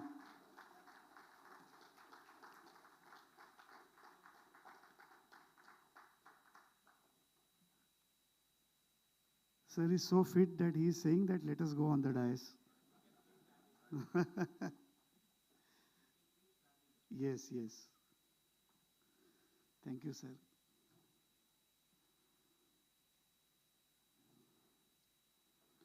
Professor M.M. Sharma, our role model, our idol, PhD from Cambridge, director of UDCT, then first Indian engineer to get FRS from UK, Padma Bhushan, Padma Vibhushan, Professor M.M. Sharma.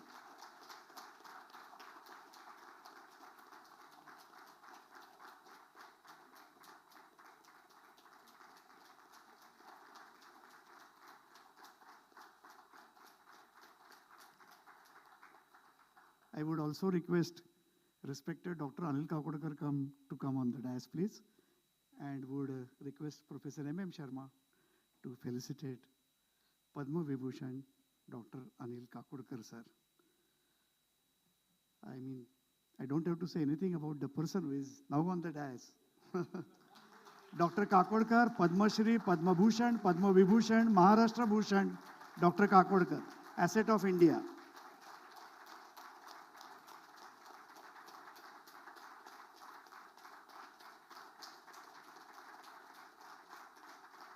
We have a powerhouse on the stage.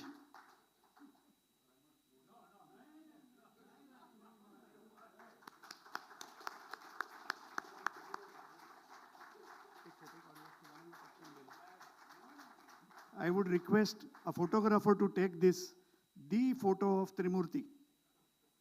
Please, and Shivanand and Sheetal, please join them.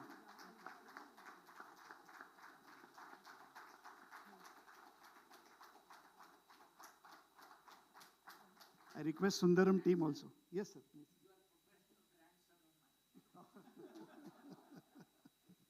Thank you, sir.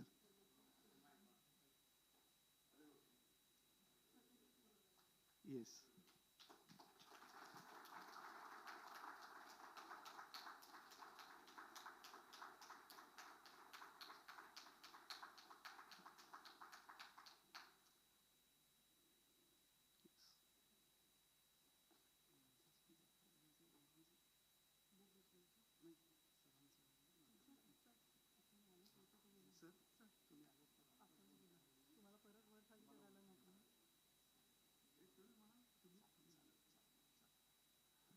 So I am requesting Dr. Anil Kakodkar that as we have done this DLMS launch and subsequently felicitation, I humbly request him to address the gathering. And then subsequently I will request Professor Sharma sir to also afterwards to come up on the dais and address. Sir, please.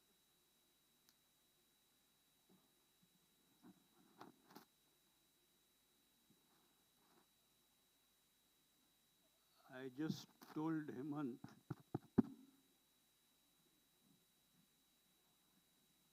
that I can be switched on, but I can't be switched off. So because this topic is so large and so comprehensive, so there are many, many things to talk. But I will try and be as brief as I can.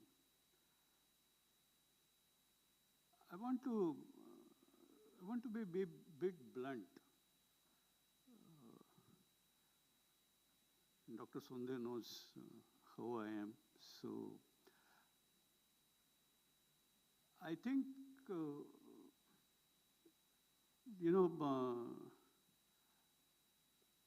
we say we will be Viksit Bharat by 2047. 47, today we are in 2024. So only 23 years left. To be Vikasit Bharat, we saw in Professor Joshi's several graphs that you need to, what is Vikasit Bharat? Vikasit Bharat is we all feel that we are at the same quality of life as the best nations of the world. That means the best kind of human development index, and that means an energy supply appropriate to support that kind of human development index. And that number, I don't know, it was 24,000 terawatts or 28,000 terawatts or 20,000, but it is somewhere of that order. Today we are at around, and these are total energy numbers, not just electricity. Today we are at around little more than 6,000 terawatt hours.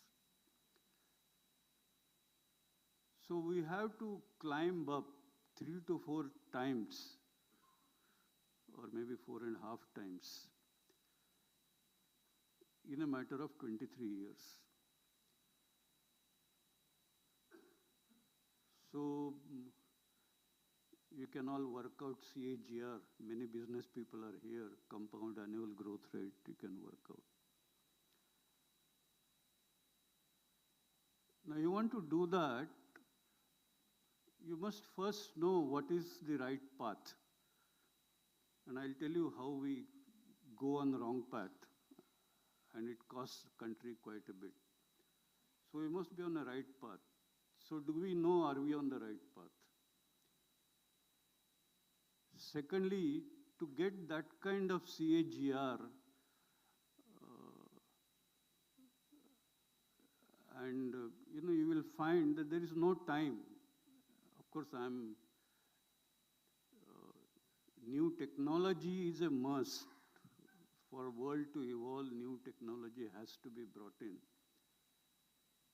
But I'm afraid to achieve this Vikasit Bharat in a given scheduled time, and I know it's the energy technology gestation period, all of you know what it is. It's not like IT or some other. Many technologies you can have very short gestation periods, but energy technologies you can't do that. Energy technologies, they have long gestation periods. So the answer is obvious. There is no time to do the time for doing research for realizing the target of Vikasit Bharat was maybe last decade. We should continue. I'm not, the research we have to do because the life will continue beyond 2047. So R&D is a must. Please don't misunderstand me. But to say that we will be Vikasit Bharat by 2047, when there is not even good clarity on what we want to achieve, and then we want to develop, and then we want to deploy, I'm afraid so much of time just does not exist. So this is point number one. You may wonder why I am saying like this. See, I happen to be the first chairman of Solar Energy Corporation of India. And as first chairman of Solar Energy Corporation, I cried hoarse to tell them that please give equal emphasis to solar thermal. And the standard bureaucratic reply was, let us invite proposals, the lowest tender will win. And that was the death knell. Because you can't compare solar thermal, which requires a lot of customized operation, and photovoltaic. There is so much of factory-built component there. So that's what happened. Initially, tenders were invited. Solar thermal in those days was around 12 or 14 rupees. Photovoltaics were around 7 or 8 rupees at that time. And so after that, this country actually forgot about solar thermal. And then the bids were invited. We all were clapping. Solar costs have come down to 2 rupees, whatever, 10 paise, 15 paise. And that was, I'm very glad you talked about the right number for solar energy cost. What did you say? 5 rupees, 7 rupees? 7 rupees. That was because now the bids are invited by saying that I must have solar energy, but I should not suffer the intermittency. There must be so much of stores. So they talked about battery storage, pump storage, but the storage period which has been specified is 6 hours, 8 hours, still not 24 hours. If it is 24 hours, it will go way above 7 rupees. So the narrative that solar energy is 2 rupees, it took this country on a garden path for how many years? So, and all the producers, they have benefited because they have delivered at 2 rupees and made money. And the electricity boards, when they deliver to customer, they have to guarantee the quality of power, so they have to invest. So whose cost is this? Is it the power producer's cost or is it public cost? So this is the point I make, whether do we know the right path to pursue. So, second very fundamental point, which also was there in Professor Joshi's data set, is that if you want 24,000 terawatt hours, 28,000 terawatt hours, or anything of that order, till now, till about a year back, the narrative was that renewable energy is the panacea for green energy or clean energy transition. Did we not know that we don't have so much of renewable energy in the country to support Vikasit Bharat? The green energy, the renewable energy, it is clearly capable of meeting your current energy requirements. And that narrative was fudged, I dare say that, to say that that will solve India's problem. So now, why I'm telling all this? I think we need to open up this knowledge. We need to get people to know facts. We need to make sure that people are not led on garden path because they don't have the right information. And because they don't have the right information in the language they understand.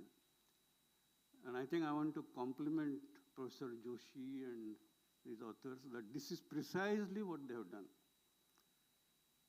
So I hope that next time around, we will not get into this situation. And the bluff will be called there and then. And this, according to me, I'm most happy that you have this Marathi edition of this book coming forward. It will spread into masses. People will read. So this is the first and most important point that I want to. I'm very glad you said that from being a net importer of energy, India should be an exporter of energy. Now, and then we talked about energy transitions. How can India become an exporter of energy? The only way it can become exporter of energy is when major energy supply in India is thorium based, because we don't have enough uranium. It has to be thorium based. And thorium actually doesn't have any fissile content, so you can't set up a reactor with thorium. But you can convert it, can become excellent fuel, and we have so much of it that what the OPEC countries are today to the world in terms of petroleum, India can be in terms of nuclear energy. But again, I'm afraid we have missed the bus.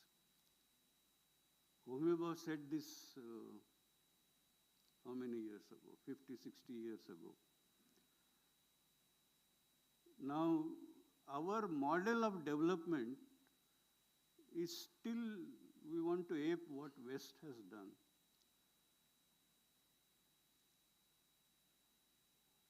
And that why Homi Bhabha was great is because he, right from day one, understood what is right for this country. And I think this is singularly it's determined by the knowledge available with common people, knowledge available with masses. Now I want to comment on that. A comment was made that government should change Atomic Energy Act. I also feel that there are changes required to Atomic Energy Act. But have we, see, we think changing Atomic Energy Act means doing nuclear business the way it's happening in United States. That is not going to solve the problem of this country. Because in United States, they don't do reprocessing and recycle. And without reprocessing and recycle, use of thorium is impossible. So what is it that we are talking about?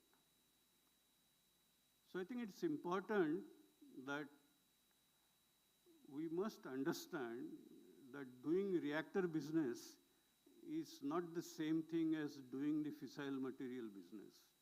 And I can't imagine fissile material business going into private hands. There are tremendous security and other sensitive issues. But can we reconfigure business in a manner where this part remains under proper security and controls and open up reactor business? And certainly that will require some changes to the act, and that certainly we should do. But my appeal to all of you here is, I think, please don't be copy masters. It has never helped this country. Even in non-nuclear areas, I can give you n number of examples where this country is still suffering. Of course, I shouldn't say this in front of Professor Sharma. If I give you one example, he'll probably give you 10 examples. But I think it is important that this knowledge is spread around. And I think this is absolutely right. India has the potential to do that. But just by imagining for ourselves that we will be Vikasit Bharat, it doesn't happen. And so, again, I come back to the same point that this book, I think, will play a very important role going forward. I'll make one more point and then stop. And that is the challenge required ahead of us. See, the same Vikasit Bharat or same 25, 28 terawatt hours. I think there was also 2,500 gigawatt number I saw somewhere. So we are talking about an electricity or energy system equivalent to 2,500 gigawatts of baseload power. Huh? And you want to get same energy through renewable energy or variable renewable energy, then you can easily multiply by a factor of 4 because you get sun only for that much time. Capacity factor is only. So you are talking about renewable energy. If everything has to be achieved, first of all, that much renewable is not there. In fact, 1/4 of that also is not there. But if you want to do that, you are talking about something of the order of 10,000 to 12,000 gigawatts of installed capacity. Anyway, that is. But I'm saying even 2,500 baseload power for nuclear is an astronomical number. So I have reached this conclusion that we simply work on expanding nuclear as fast as we can. But I come back to Dr. Sonde. He talked about CCUS. I think this country will not be able to live without fossil energy. And if you want to adhere to net zero, and you have to make use, or significant part of our problem is solved by fissile, by the carbon emitting materials, the fossil fuel, then there is no escape from CCUS. So I hope, Dr. Sonde, you are converted now, but he's still wavering. But I think the world is moving towards that. The question is at what cost? There is going to be cost. Obviously, nothing comes free. But it comes back to same thing. Finally, you have to bring in all these new technologies and capture. The challenge is whether we will have this technology which is homegrown, or we will have this technology coming from somewhere. No harm in doing that. But if it is value added there and brought here, you can add another maybe 100% cost increment on top of it. And so I think we are up with some very serious issues, and education and awareness all around is, I think, extremely important. When you are talking about 2,500 gigawatt kind of capacity, there is space for large reactor, there is space for medium reactor, there is space for small reactor, there is space for micro reactor. And again, the implementation model for all of them cannot be same. They have to be appropriate. So there must be, just like you have student satellites going up in the sky, I think we should have startups doing nuclear reactors. And I think Professor Joshi did talk to me saying, can we think of micro reactors?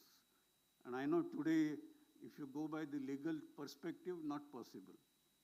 But I have told him that, look, I think let's go on. Day will come when this will happen. And why not? So I think there are multiple tracks on which we need to take this movement forward. And so there is opportunity for everybody, and there is kind of space for the innovative contribution coming from all sections of society. So, congratulations to Professor Joshi, Arun Nayak, and Munot. Where is he? There. Congratulations. Thank you.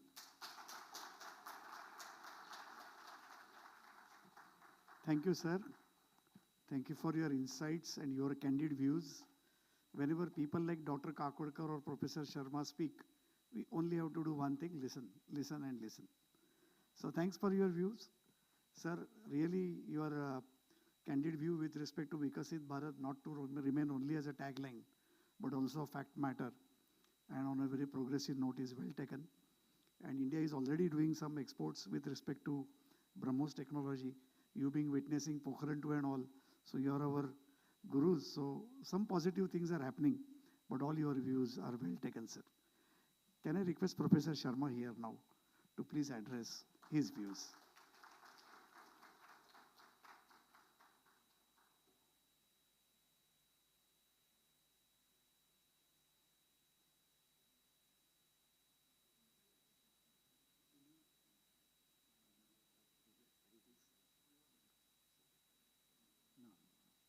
First of all, let me compliment the authors, and that they have brought in translation Marathi.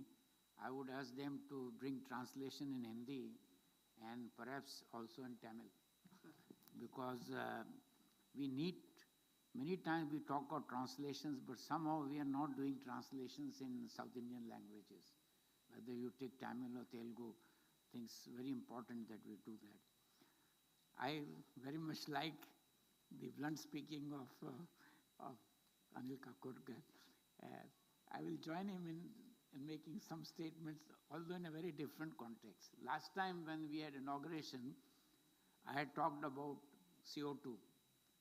We have no problem in having indigenous technology almost to perfection, how CO2 can be removed from any source, including air. No problem. Question is, what will you do with that CO2? There was a time, long ago, more than maybe 60 years ago, there used to be portable carbon dioxide generation plants in America. Why? Because secondary and tertiary recovery of oil was being done with. And there was a very nice title, CO2 Markets Bubble. That market is very small. If you are talking of 40, 50 billion tons of carbon dioxide going, and my academic friends are very busy converting CO2 to value-added products. Some brief mention was made. It's very easy. I have no problem in technology in converting CO2 to ethylene, CO2 to methanol. We can do it. What is the cost? It will be thrown overboard right away. There is no way you can make money. And what will you do? The total amount of all the chemicals that you are making, let's take even a rosy figure of 400 million tons per annum. You are talking of 40, 45, 50 billion tons of coal, of carbon dioxide. So let us be realistic that carbon dioxide capture is not a problem. In fact, even from atmospheric air, we have adsorptive separation process by which we can take out carbon dioxide. But what will be the cost of bringing down this CO2 in air by putting adsorptive separation units? Horrendous. So it's all right. So, we academics, when funding is available for something, put in your proposal. Right now, the CO2 conversion funding is allowed. So many things keep on happening. But what is the ultimate utility? We are very good in Indian slogan mongering. Kakodkar didn't make use of that expression, slogan monger. We are having all kinds of Viksit Bharat, we are saying. There are people who are claiming that by blending alcohol with petrol, we are seeing so much foreign exchange, we are reducing carbon dioxide emission, not realizing that every ton of alcohol that you produce, you are emitting a ton of carbon dioxide.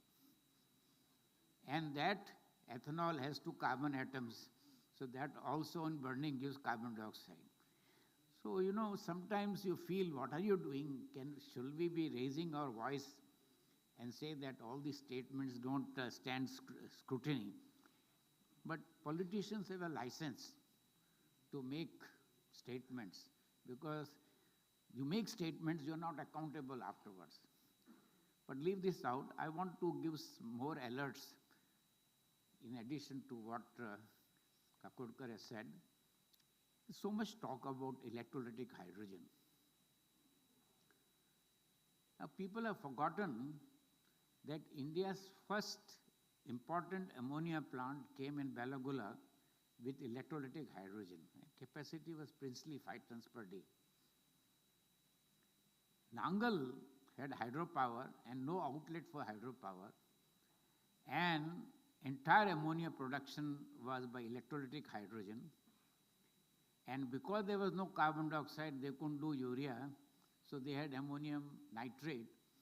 And the hidden agenda was, overnight it can be converted into explosive grade ammonium nitrate, so that it can be used for any eventuality. By the time they did this, and of course you still have that heavy water plant, I think it's still running or not? Yeah. So today, that source, we are talking again, electrolytic hydrogen. The question is, what is the cost of that electrolytic hydrogen? Now, alkaline cells are not amenable for large scale up. There is not much problem in terms of designing alkaline cells, but the pressure is limited. You have to have the modern design. Now, where is the catch? So much talk is going on, but let me talk about the catch. We have no iridium in India. We have no nickel in India. We have no membrane, fluoromembrane that goes into these cells. What is it that we have, which is putting us in a pedestal? So we're talking of electrolytic hydrogen, but same time, since burning of coal will be indispensable, we'll continue burning coal. In fact, contrary to what statement was made 4 or 5 years ago that no new thermal power station will put up, you are already hearing about new thermal power station. Why can't they talk about that oxygen coming from electrolytic hydrogen plant to be given enriched oxygen for burning coal? You improve the efficiency dramatically. We don't hear about that. How that can be diverted also to do wastewater treatment and bring down the energy consumption? We're only talking hydrogen, without taking into consideration all this. But more interesting, a lot of hydrogen that is available in India, including people who talk, I don't want to name them, hydrogen is not being utilized. And we have all energy efficiency bureaus and all. Let me give you one striking examples of abuse.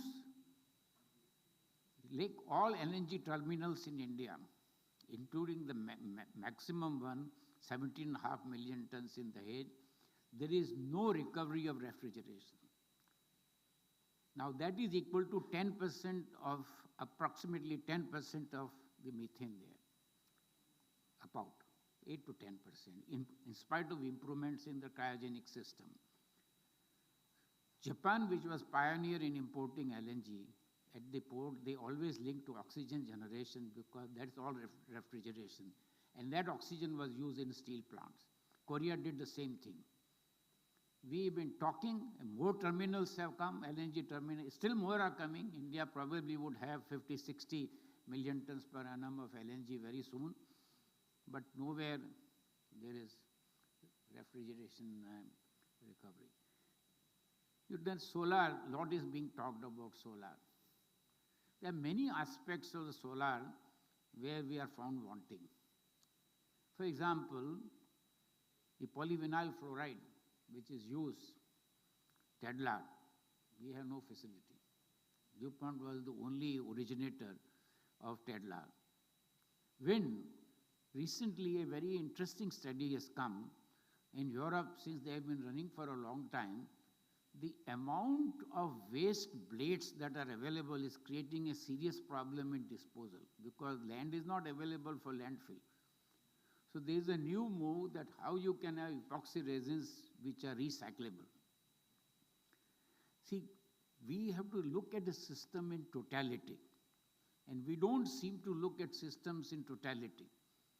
You know, just say, oh, start alcohol blending. In fact, I was a bit amused when somebody made very tough statement, so to say, that cars can run on alcohol. Till 1956 in North India, all the cars used to run on alcohol because there was no refinery in India. And it was called power alcohol. That time, in 50s, there was a committee of Government of India which had following conclusion. The use of alcohol as a feedstock in industry is far better than burning it as a fuel. Exactly reverse is happening. And then there are countries in the world, this is again in the context of fossil versus renewable raw material, that people are now bragging that I have ethylene, polyethylene plant based on renewable raw material, meaning alcohol. We started our industry with that and doomed. How many chemicals we are making out of alcohol when this policy came in late 50s, all of them are non-viable now. It's easy to make some statement, oh, they're renewable. Somebody had said, if fossil fuel is not available, what will happen to transportation? Answer is, from agro waste, we can make enough. Question is of cost. As long as we need food, there will be agro waste. And if you have agro waste, you can always convert that. Don't ask the cost, but we can convert that to alcohol plus many other chemicals. Cost is the God, and that cost is not bearable. So in every form of energy generation, there are hidden problems, whether it is electrolytic hydrogen, whether it is solar, whether it is wind. Fortunately for us, we have 7,500 kilometers of coastline, and putting offshore doesn't create problems that you would have. But from R&D point of view, a challenge is, can we take the wing length from 80 meter to 100 meter and eventually 200 meters? How much will be the quantum jump in power generation? And material scientists, with the composites, it is not an impossible task. But a lot of work is required. We can have a dramatic increase, but still keep in mind that 15 years later, what will you do with all those wings that will come out, which Europe is facing already? Because they have been running this for a long time. So, since energy is indispensable, our standard of living is improving. I was telling Professor Pandit that when I was a student in 50s, whole UD city used to have one air conditioner. Now I can't keep a count of number of air conditioners are there.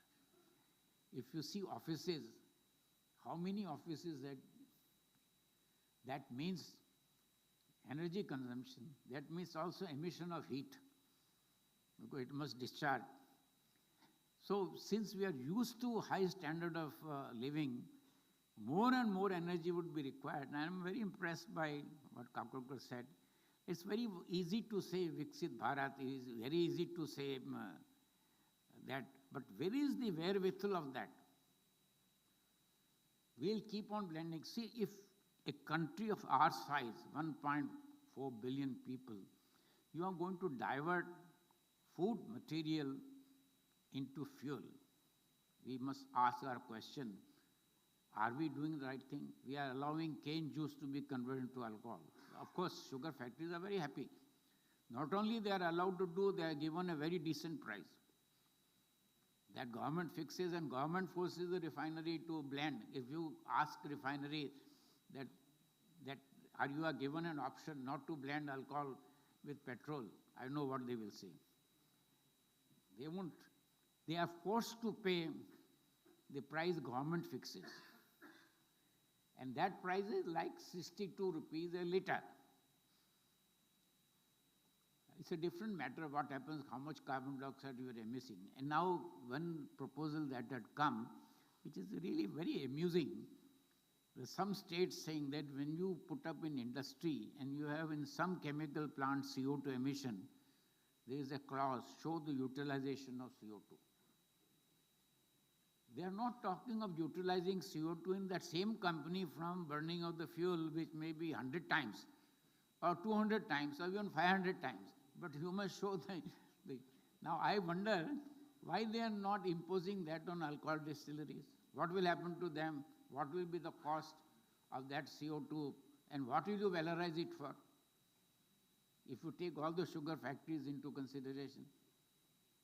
So it's very easy to make statement, oh, we must show the utilization of CO2. Now, don't talk about power station. I said, there is no way. I have no problem in removing CO2. Whether it is cement plant or whether it is power station, cement is also a big guzzler of fossil fuel.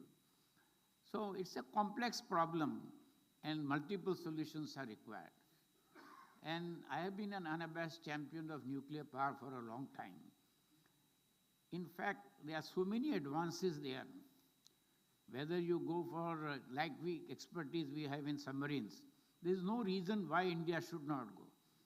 Notwithstanding all this, what has happened for government funding of nuclear power stations in last 10 years or last 5 years? Where is the very talk that capacity should go up by 5,000 megawatt or whatever that number? Nothing of the kind has happened. Am I right or not? So it's a very good thing to make statement that we will go nuclear, we'll go for modular reactors. Where is the wherewithal, where is the implementation part? The way this book has been written, the climate change, since CO2 is intimately connected with climate change and methane. Now I want to last talk about methane emissions. We are not getting quantification, and I'm linking that also in the whole business of climate change. One of the things which is missing and sustainability, 70% of our water is going to agriculture. And there are three major crops which are guzzlers: rice, sugarcane, corn. 70. Shouldn't the first charge of water be for human consumption? Look at what happens in Marathwada. Sugar plantations, they are getting water, but others have rationed water. Why are we not looking into the entire system of water? Should we be producing crops? Now they are all connected with energy, by the way. Ultimately they get connected because you give free power. So instead of putting 5 horsepower motor, you will put 10 horsepower. Waste of anything free means it is abused. But we are not politicians. So if you start giving free power, when you are only talking of 2.5, what is it that we end up in giving? Violating laws of economics. More electricity you consume, higher is the rate. So if you are consuming 500 units a month, your bill is like 10 rupees a unit. They bought it at 3 rupees, 3.5 rupees, 4 rupees. We are paying 10 rupees. So somebody is a sucker. That is, many of us are suckers, that we are forced to pay that kind of a bill.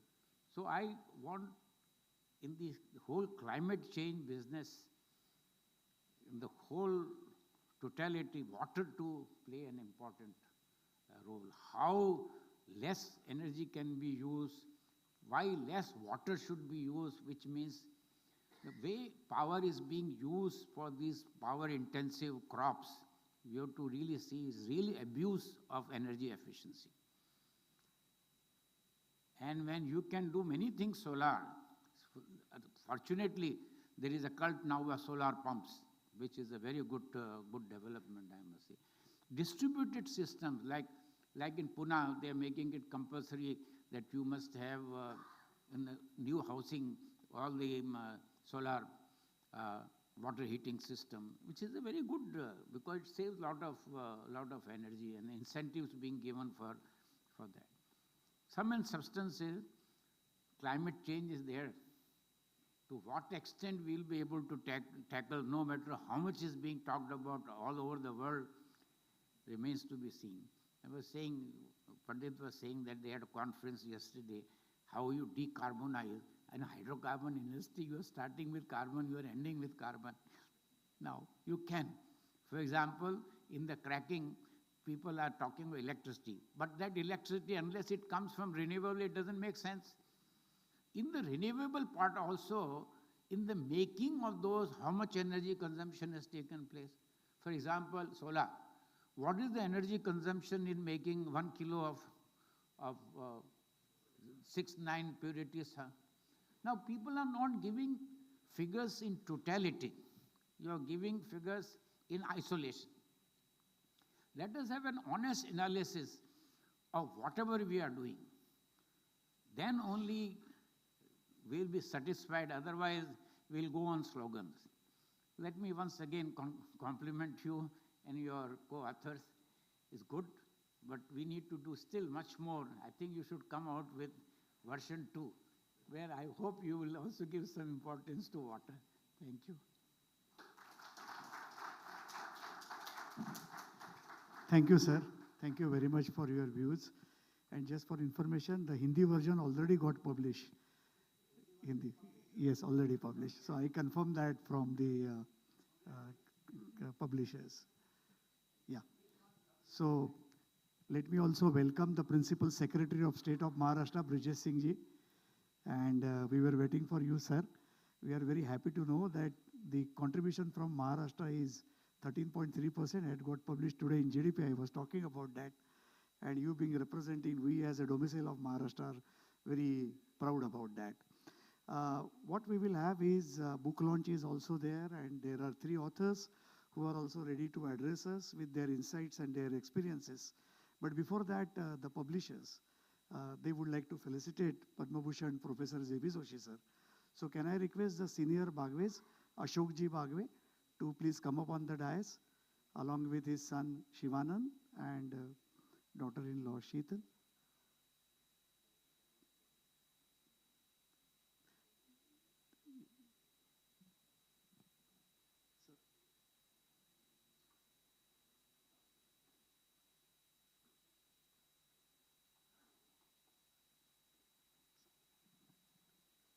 Felicitation from Sundaram family to Padma Bhushan Professor J.B. Joshi.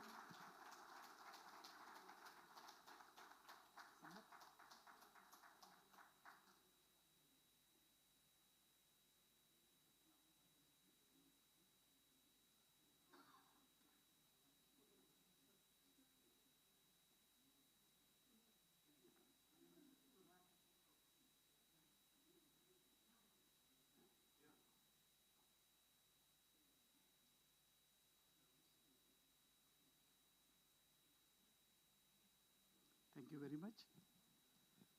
Can I request the Principal Secretary, Brijesh Singh ji, sir, to address the gathering? Principal Secretary, Government of Maharashtra, who is here. Thank you, first of all, sir. In addition to your other responsibilities, you could make it here. Please.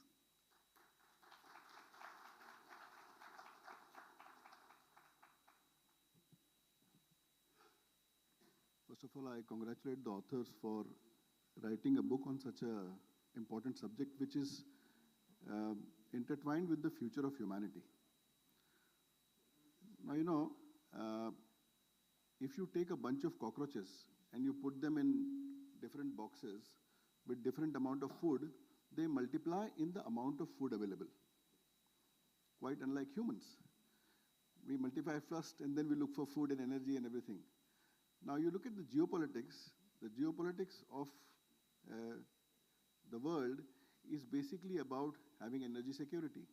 Now for last almost 50 years, right from Middle East to US, the security and stability of the world has been dependent upon oil. And you saw the recent Ukraine war, it totally shifted everybody's priorities and we thought differently about energy. Now, energy is a complex question and it raises many things. So within the government, I see many projects about, let's say, renewable energy or about large projects. And various questions come up. And the questions which are not evident on outside are, let's say, things like energy poverty. So there is a huge difference between access to energy. For example, farmers for their needs, at what rates do you give them electricity? For production of goods and services, at what rates do you give electricity? Or what should be the source of that electricity? Sometimes the options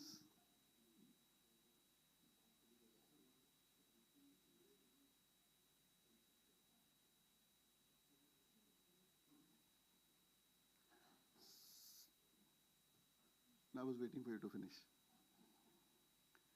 Sometimes the options which we think are green may not turn out to be green.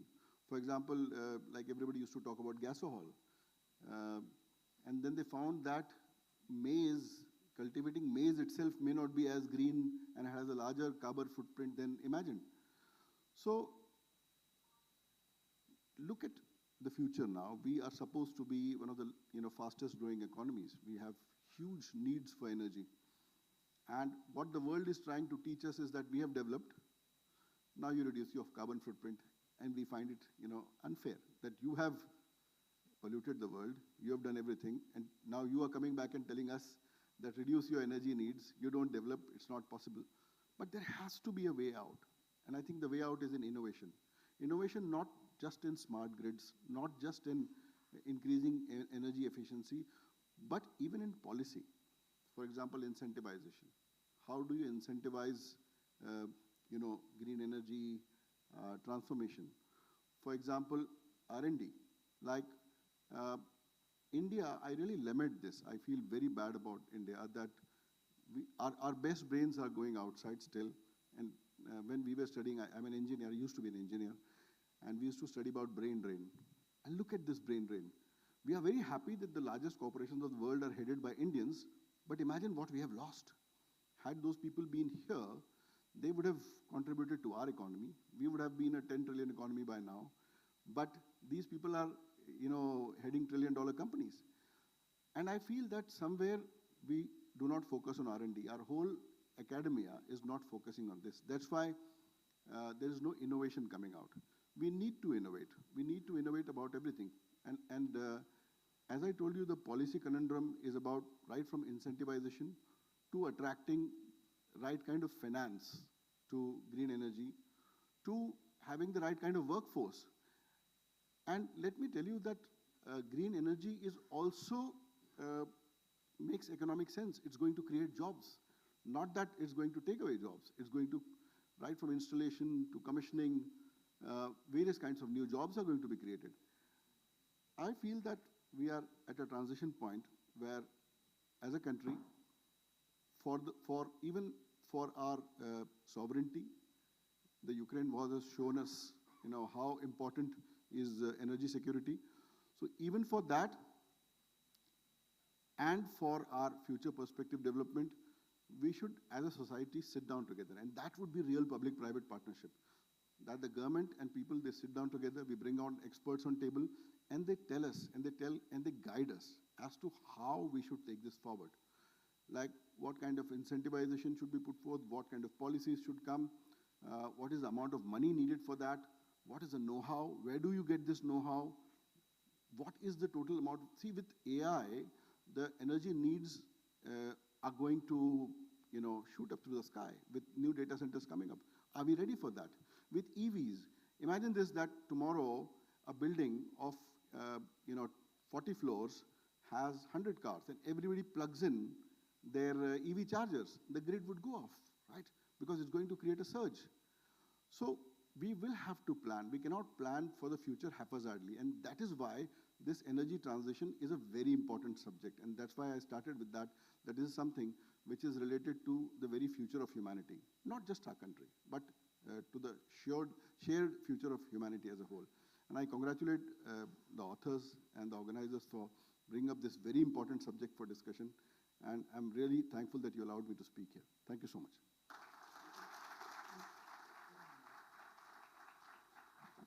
Can I request Professor Joshi to felicitate Principal Secretary Brijesh Singh Ji, sir, with a fruit basket as a token of appreciation and his presence here to grace the occasion. Sir, please address him.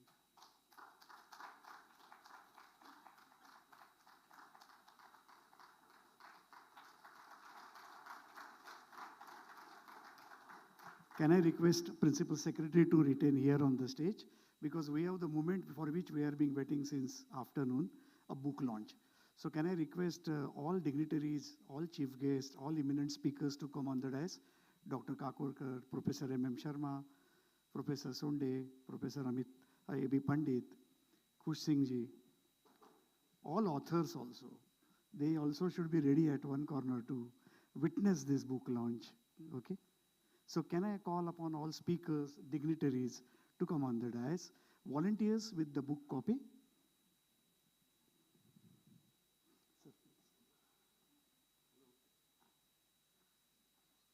Sorry,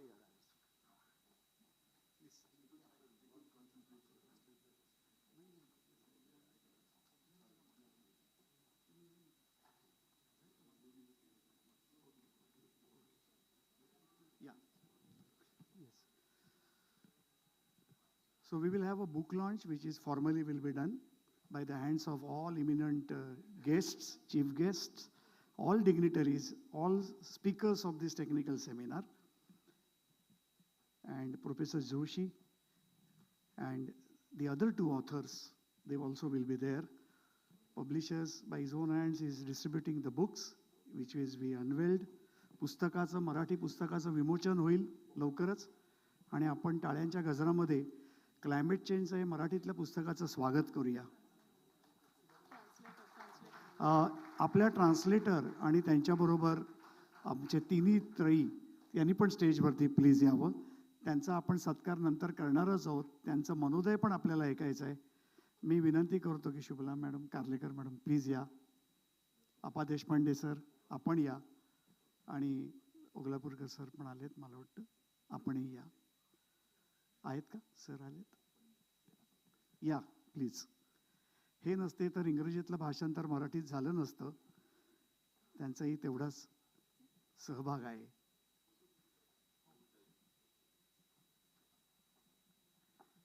मी सर्व मान्यवरांना विनंती करतो की त्यांनी पुस्तकाचं विमोचन करावं.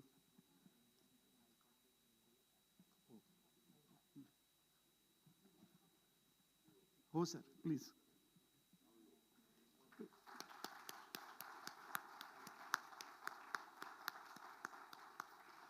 या पुस्तकाची एक एक प्रत सर्व उपस्थितांना देण्यात येईल. Each one of you as an attendee very soon the Marathi book will be handed over to you, one copy each by the volunteers. I request volunteers also to do the same. I request the dignitaries on the request of the photographer to look at there. The entire event is going live on YouTube and they would like to look at there for a photograph, the moment which we wanted to capture.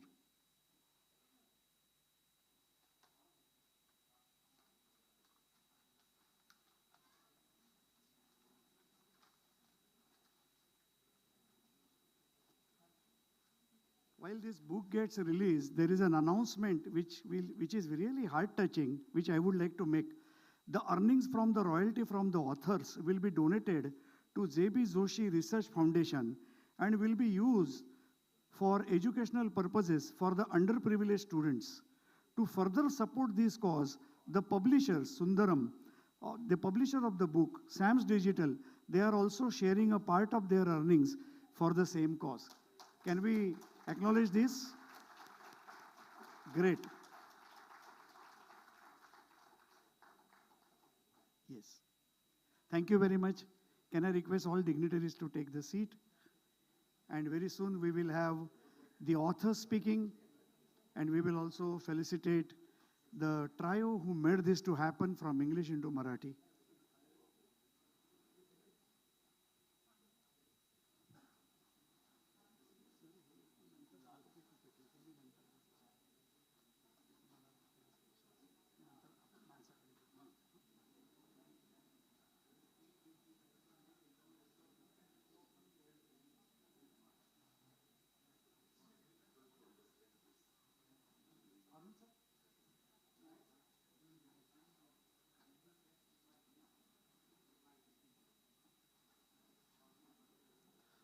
I request volunteers to reach to each one of them who are present in the hall and hand over the copy.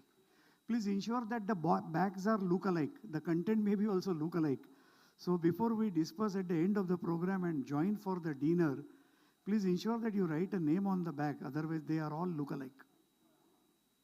Just a suggestion.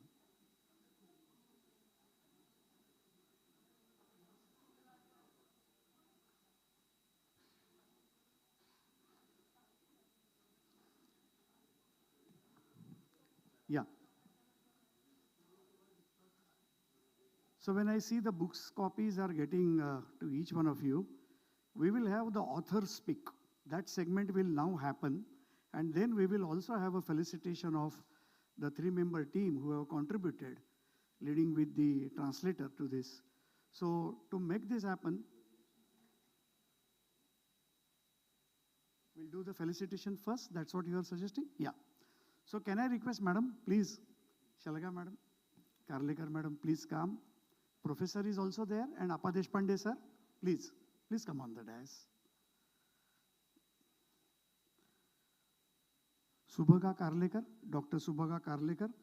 She has done her MSc in physics, PhD in physics. She was a HOD in physics department from Junjunwala College, Mumbai at Ghatkopar, a complete academician. She was a chairperson for BSc exam committee, chairperson for syllabus committee of Mumbai University. Now she is active with Marathi Vignan Parishad. Marathi Vignan Parishad is an NGO which works to create a scientific temper in India. And Professor J.B. Joshi is the president since last more than 10 years of this NGO. She is also been doing a lot of writing, especially with the background of science and technology.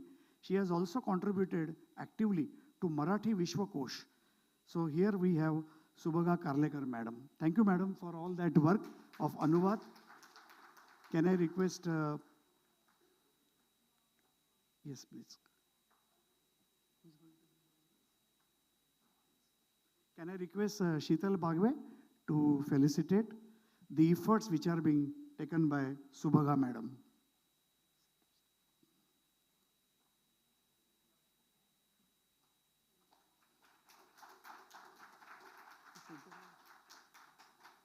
Yes.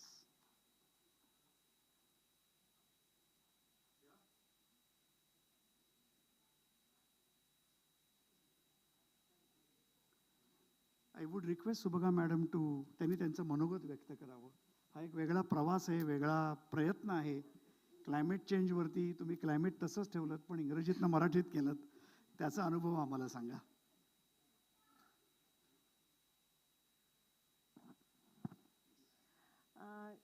इथे उपस्थित असलेले सगळे मान्यवर आणि बाकीचे सगळेच अतिथीगण, सगळ्यांना नमस्कार. पहिल्या प्रथम या पुस्तकाच्या भाषांतराची मला संधी दिल्याबद्दल पुस्तकाच्या लेखकांचं आणि देशपांडे सरांचं मनापासून आभार मानते. त्यांनी माझ्यावर या पुस्तकाच्या भाषांतर करण्यासाठी म्हणून विश्वास टाकला. मला असं वाटतं की म्हणजे मी अशी आशा करते की ह्या पुस्तकाचं भाषांतर वाचल्यानंतर त्यांना ते आवडेल. हे पुस्तकाचं भाषांतर करत असताना मला ओगलापूरकर सरांची पण खूप मदत झाली. ओगलापूरकर सरांचे पण मनापासून धन्यवाद. आज ते इथे नाही आहेत, पण ओगलापूरकर सरांचं वैशिष्ट्य म्हणजे भाषांतर वाचून झाल्यावर जेव्हा जेव्हा ते मला सूचना द्यायचे तेव्हा ते अतिशय सौजन्यपूर्ण शब्दात बोलायचे. मला कधीच त्यांनी असं सांगितलं नाही की हे मॅडम तुम्ही चुकीचं लिहिलं आहे, हे असं लिहू नका, हे असं लिहा. ते नेहमी असं सांगायचे की तुम्ही जो काही शब्द वापरला आहे तो बरोबरच आहे, पण मॅडम ह्याच्याऐवजी हा असा दुसरा शब्द वापरला तर नाही का चालणार, बघा जरा. किंवा ही वाक्यरचना तुम्ही केली आहे पण मला जरा ती खटकते, अशी आपण वाक्यरचना केली तर काय होईल. म्हणजे मग कधीही त्याने असा आग्रह नाही धरला की मी सांगतोय तसंच तुम्ही करा. नेहमीच ते असं सांगायचे की पहा मला असं वाटतंय, त्यातून तुम्हाला जे काही योग्य वाटेल ते तुम्ही करा. कधी मला त्यांच्या सूचना आवडल्या त्या मी लगेचच ॲक्सेप्ट केल्या, कधी त्याच्यावर विचार केला आणि शक्य तेवढं त्यांचं मत विचारात घ्यायचा पण प्रयत्न केला.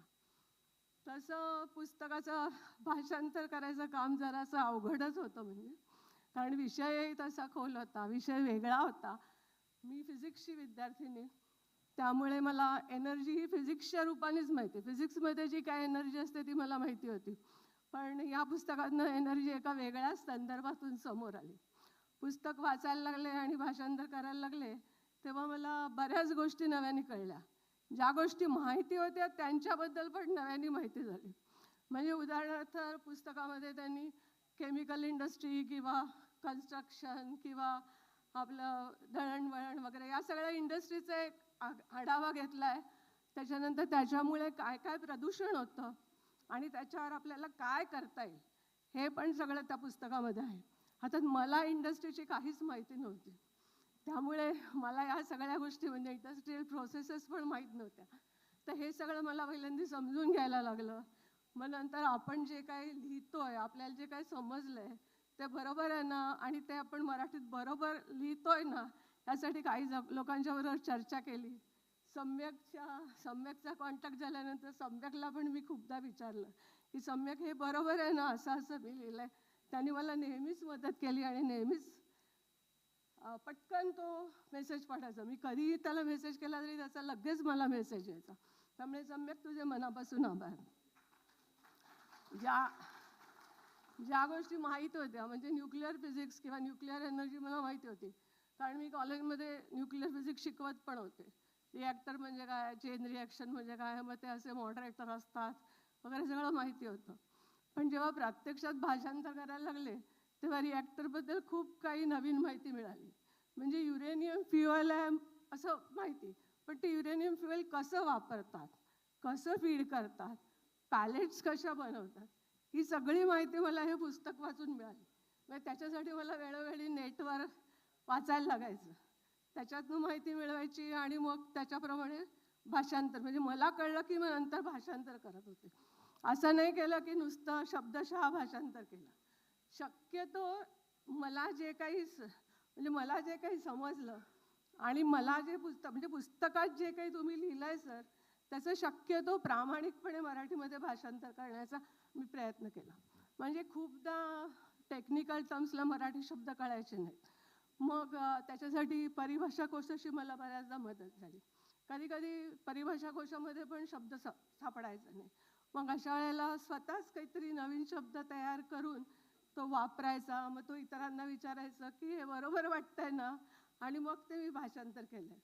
म्हणजे हे पुस्तकाचं भाषांतर करताना मला बऱ्याच गोष्टी नवीन कळल्या, त्याच्या त्या पुस्तक वाचणाऱ्या लोकांनाही कळतील. आणि ऋतुमान बदल, कारण पुस्तकामध्ये मी क्लायमेटला ऋतुमान हा शब्द वापरला आहे, तर ऋतुमान बदल नक्की किती गांभीर्याने घ्यायला पाहिजे हे पण पुस्तक वाचलेल्या लोकांना कळेल. म्हणजे आता सगळ्यांना माहिती आहे ऋतुमान बदल म्हणजे काय, किंवा आपल्याला कसं नुकसान होईल, किंवा ग्रीन हाऊस गॅस एमिशन, या सगळ्या गोष्टी माहिती आहेत, पण त्याचं खरं गांभीर्य लोकांना अजून कळलेलं नाही. तर मला असं वाटतं की ह्या पुस्तकाने ते काम केलं तरी खूप छान होईल. अजून एक मला पुस्तकातली गोष्ट आवडली म्हणजे 13वा चॅप्टर मला असं वाटतं, तो आहे अनरिझन्ड फिअर ऑफ न्यूक्लिअर एनर्जी. मग तो वाचताना मला असं जाणवलं की अरे ह्या सगळ्या गोष्टी आपल्याला माहिती आहेत खरं म्हणजे, आणि लॉजिकली हे सगळं बरोबर पण आहे, पण तरी न्यूक्लिअर एडिशन म्हटलं की भीती तर वाटतेच. म्हणजे जर आपल्यालाही भीती वाटते तर सामान्य जणांना किती भीती वाटत असेल. म्हणजे मला असं वाटतं की त्या दृष्टीने पण थोडे प्रयत्न झाले तर ते चांगलं होईल. आणि आता मी फिजिसिस्टच आहे, त्यामुळे शेवटी आईन्स्टाईन आठवल्याशिवाय तर काही होणार नाही. म्हणून आईन्स्टाईनच्या शब्दाचाच आधार घेऊन पण त्यांचे शब्द जरासे बदलून मी एवढंच म्हणू शकते की achieving the goal is important, but more important is the journey undertaken towards the goal and the insight which you gain during this journey. And I have enjoyed this journey very much. Thank you, sir. Thank you very much. Dhanyavad, madam. Those who could not understand Marathi, she just showed the gratitude as the best virtue by acknowledging not only the opportunity given by sir, and also the support by the other support systems in form of grade our Appa Deshpande sir, as well as the authors and Professor Oglapurkar sir. And she was also talking about, though she is from a science teaching background, but translating a book with scientific terms and terminology with a grammatical Marathi is not that easy task. She also acknowledged that this is a learning as an efforts to make another attempt, and that definitely would be far richer, far better. And thank you, madam, for all that what you have said. Now the person where I would request Professor J.B. Joshi sir to felicitate is our beloved Appa Deshpande sir. Shri A.P. Deshpande is, I talk as a walking, talking encyclopedia of Marathi Vigyan Parishad. He is a secretary of our Marathi Vigyan Parishad. He is being associated with Marathi Vigyan Parishad since the inception of Parishad in 1966. So indirectly you cannot judge his age. He is very active, and I always call him Tallak. Marathi madhe ek shabd hai Tallak. So Appa Deshpande sir is the backbone for our Parishad. He is a secretary of the Parishad. All that what Sulabha madam has done, Appa Deshpande sir was always behind to ratify it, validate it, and of course Professor Oglapurkar sir is there. So can I request Professor J.B. Joshi sir to felicitate Appa sir, please. Appa sir, ithe ya.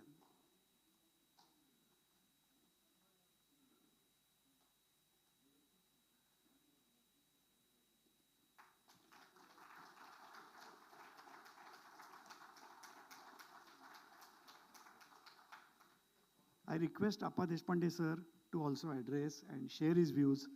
Appa Deshpande sir हे अतिशय senior विज्ञान लेखक आहेत.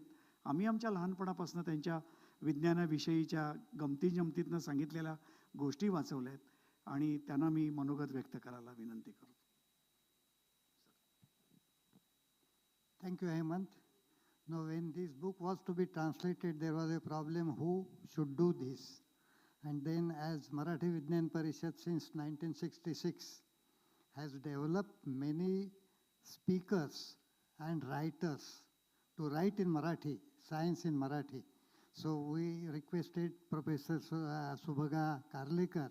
She was hesitating, but then I said that you have taught physics, so you are the right person to do this. She undertook that. Then secondly, there was a problem who should oversee it again. What she has done is correct or not. So we decided to approach Professor Oglapurkar from Garware College, Pune. Now why I selected him? Because radio has got certain norms that if a Marathi news speaker is to be selected, then he should be selected by Pune man. Pune is supposed to be a standard Marathi. If it is Kannada, it is Mysore. If it is Gujarati, it should be from Vadodara.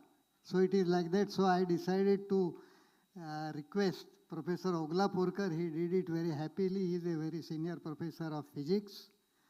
And then you may not believe, but each and every word of this book, I have read it twice. And last week, 500 pages were landed at my house to correct them in 4 days' time.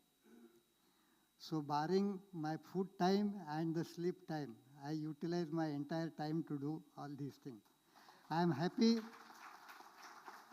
that English, Hindi, and now Marathi version has come. But Joshi sir, there are many more languages in India. So it has to go in all the languages, because if people have to contribute to reduce the carbon emission, then it is all the people of India, they should do that. And that is why Nayak, you should do it in Odisha, and many more other languages are there. It should be done that way. Thank you. खूप छान sir. Thank you very much, Deshpande sir. Yes, fruit basket. He doesn't forget anything. Thank you very much. Now we have a segment where authors speak. So we will have Dr. Arun Kumar Nayak to start with. He is the author for the book, followed by Professor Zebi Joshi, and then I would request Samyak. That will be a sequence. So can I request Arun Kumar Nayak, sir? He would be addressing.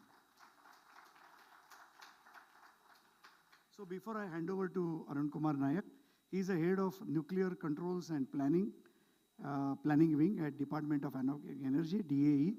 He is a nuclear scientist with mechanical engineering background. He has more 34 years of experience at BARC and DAE. He is working on advanced nuclear reactors, and he was also a consultant to IAEA. So we have Arun Nayak, who is being called as Core Catcher Man and SMR Man of India. Dr. Nayak, please.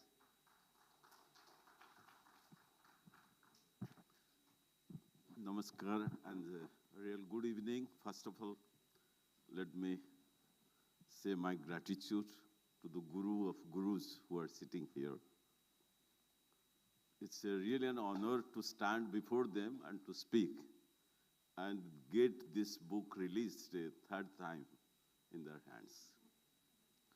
This is the 9th book I wrote in my life. And the amount of efforts which I have put in this book, I have not put in the remaining or the earlier 8 books. There is a short story behind writing this book. The story was neither an emotion nor a freelance. It was out of compulsion. And that story I'll tell, not what is climate change, clean energy, Lord have been spoken. While I was working at BARC, a time came, really, we didn't know what should we do about nuclear technologies. It's about 6-7 years back. It's almost a close end. Probably system was feeling like the whole country, nuclear should not be in the basket or need not be in the basket. Why? Because that was the time when climate change was being called 4 or 5 years back. It was just before COVID. It was the issue of more of nuclear, oh, it's dirty, and we have enough fossil fuels. A development, 35 trillion was not the index that time. It was only nuclear or not nuclear. 3% is good number, which we saw here.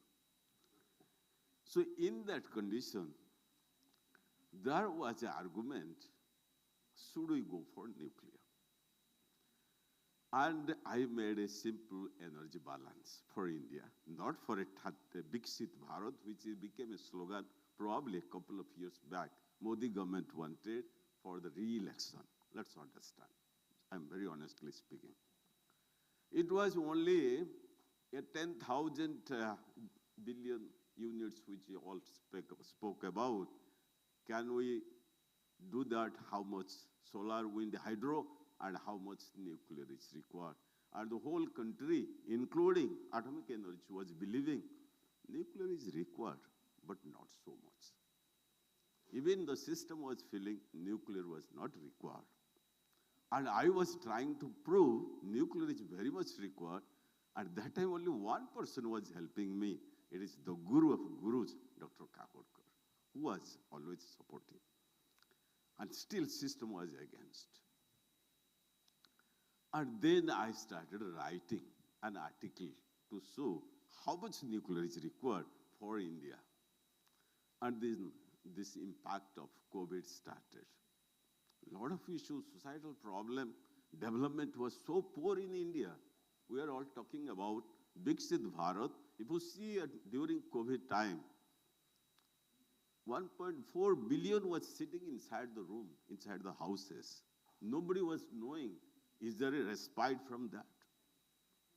Yesterday we were talking about 80 crore people are being fed today by another 60 crore people for their day-to-day lives. That's today's India. And now the slogan came, Viksit Bharat, $35 trillion, take it from 3.7 trillion. How much energy you require? That part has come only towards the last chapter of this book. Why?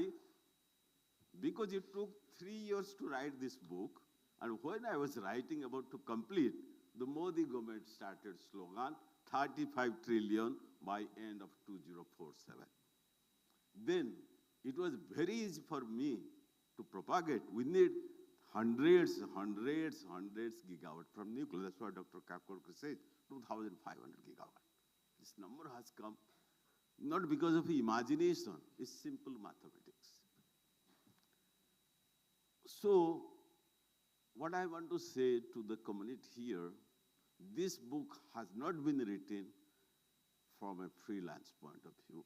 It was written with a lot of emotions, a lot of compulsions in mind. And to justify nuclear, and only nuclear can make India Viksit Bharat. If we remove nuclear, I can bet it today on this stage, India will continue to be a developing nation. Choice is ours. That is point number one. Point number two, yes, today most of us who are sitting here, we don't know really which technology or what technologies we have to adopt. This is also not spoken in this book, except that three broad things I have spoken very strongly. If you read the last chapter of this book, each state, I think the principal secretary is here, each state must give at least 2 sites. And that will give, at least in India, something like in my number, 25 states, if they give 2 sites each, 50 sites, we build large size reactors, almost 500 gigawatt will come. all captive sites, if we decarbon, along with the retiring coal plants, another 500 to 800 gigawatt can come. Microreactors have to drive very, I'll say, intensively to all those industries which are least spoken about. For example, mining industries, transport industries, hydrogen production, all other things, even building energy supplies and all. That is also I have spoken. So together I could find almost using India's own uranium and thorium sources, not from import. It can meet India's energy security for a Viksit Bharat, provided we step into thorium today, not at 2047.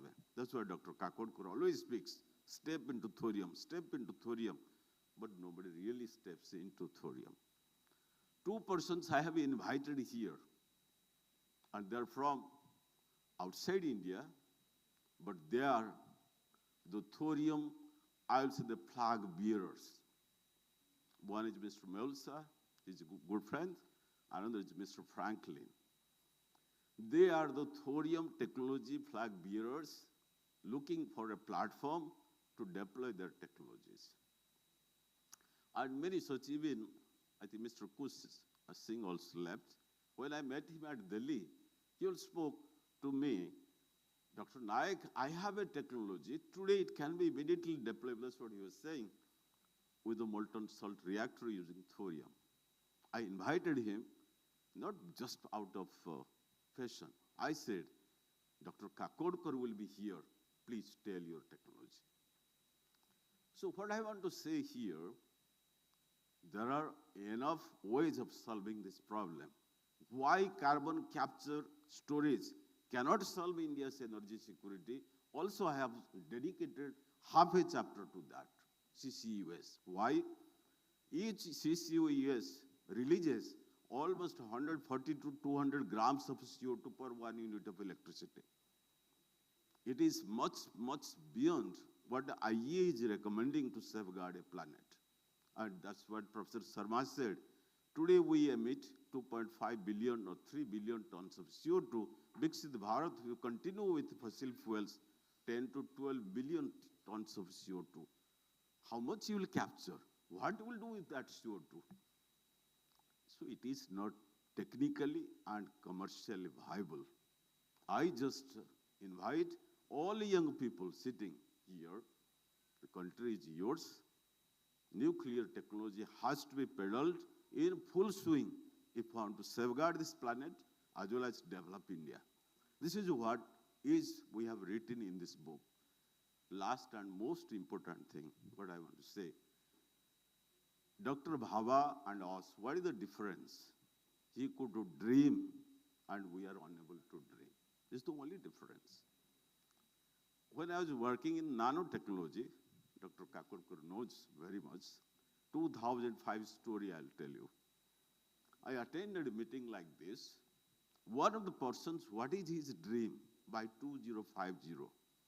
He dreams by 2050, you will not have buildings made of concrete. He imagines buildings to be created by paper-thin materials made out of composite nanostructured material, having the same strength or better strength of concrete. And you can build a 40-story building in 1 day or 2 days. It will not take 5 years to have a building. Same thing also he was talking about. What do you imagine about this, for example, big size projectors, or you have big size television sets? Can you all be folded into a paper and put into your pocket, and you open it and do everything? Yesterday, while I landed here from Bangalore, 2 a.m. in the night, the flight was delayed. From airport to house, when I was going, the road was empty except the Zomatos, they were going. So the driver told me, look sir, nowadays people eat throughout the night. Why? Because food is available, Zomato is available. At 2050, probably the traditional way of cooking, traditional way of eating, traditional way of transport, everything is going to change, which is not thought right now. So dreams, imagination, that's what Mr. Brijay Singh also spoke in his language. What's required is innovation. We all Indians only speak about which technology is being done outside. That's why Dr. Kakod said, if we copy, you are lost. And we are trying to copy CCUS, molten salt, gas cooled, hydrogen. What we have developed? Zero. So we have to think beyond. And let's give this full responsibility to the next generation. Let them innovate, let them develop India. This is the essence of this book. Again, I feel proud to be under the guidances. You will not believe, there is no weekend. We have not disturbed Professor Joshi and Madam Joshi. Sitting in his house, I tell lies to my wife, where she asks, where are you going? I said, no, I have an official meeting. But I sit in his house and we used to edit the book. And Madam Joshi used to cook, eat. Many times I finish my lunch there. She asked, what about your lunch? I said, no, in the meeting we had lunch. So, sorry, today she could not come. I know there is a problem. But this language, really, Marathi language has been written today. This book, I told also to Mr. Brijay Singh in his office 3 days back. Maharashtra was the leader in India in nuclear. And Maharashtra will continue to lead India in nuclear, in SMR and microreactors. So, standing on this stage, we feel absolute power, absolute proud that if this country can be transformed from Maharashtra itself. So this book is dedicated to Maharashtra and to all my gurus, and their blessings will help and will continue. Thank you. Thank you very much. Thank you very much, Dr. Nayak. And I'm very sure, as you rightly said, nuclear energy is the most cleanest energy, and that will be, India will definitely embark on that. And understanding all that, I think 3 I's are very important. First is ideate, second is innovate, and third is inspire. So to inspire all of us, we have Professor Joshi. I would request him to please address the gathering. I understand he has a presentation, so he will run through the presentation as an author and address us. Thank you, sir.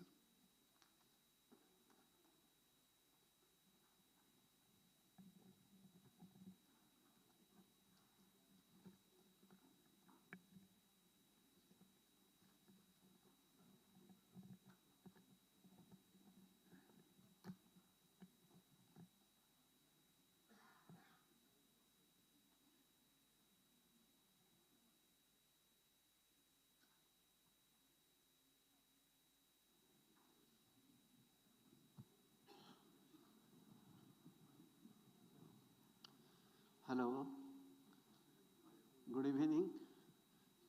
I'm very happy person today. The proceedings have been outstandingly nice. As an author, after writing the book, what next? What is that we should be doing? What kind of research we should be doing? What kind of engineering? What kind of economics, how much money we want. So the future directions that I thought will be pertinent at this stage. We have our 2 backbones sitting in front of us, Professor Sharma and Dr. Kakodkar. So doing any research, advanced, medium, progressive, ambitious, I don't have any problem because backbones are there. They will save us at any point of time. So what exactly is being done, I will tell at the end. But what are the general research opportunities? That let me tell you. Next.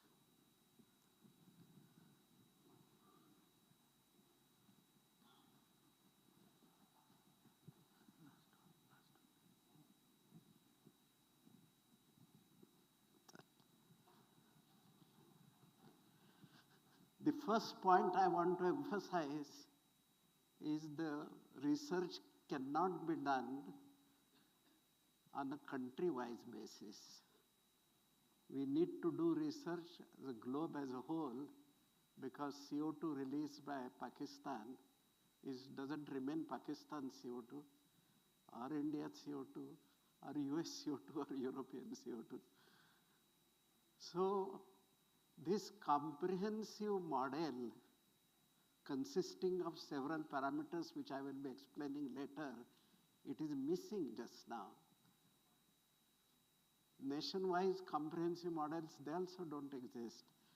So for such a comprehensive model, that is my first point of future research, what are the inputs required that I will be listing, and then since I work comprehensively in the area of computational fluid dynamics, then how it can be taken further together with artificial intelligence to develop a global model. That is the first point. So global energy modeling and quantitative modeling. The points you will understand, I will read.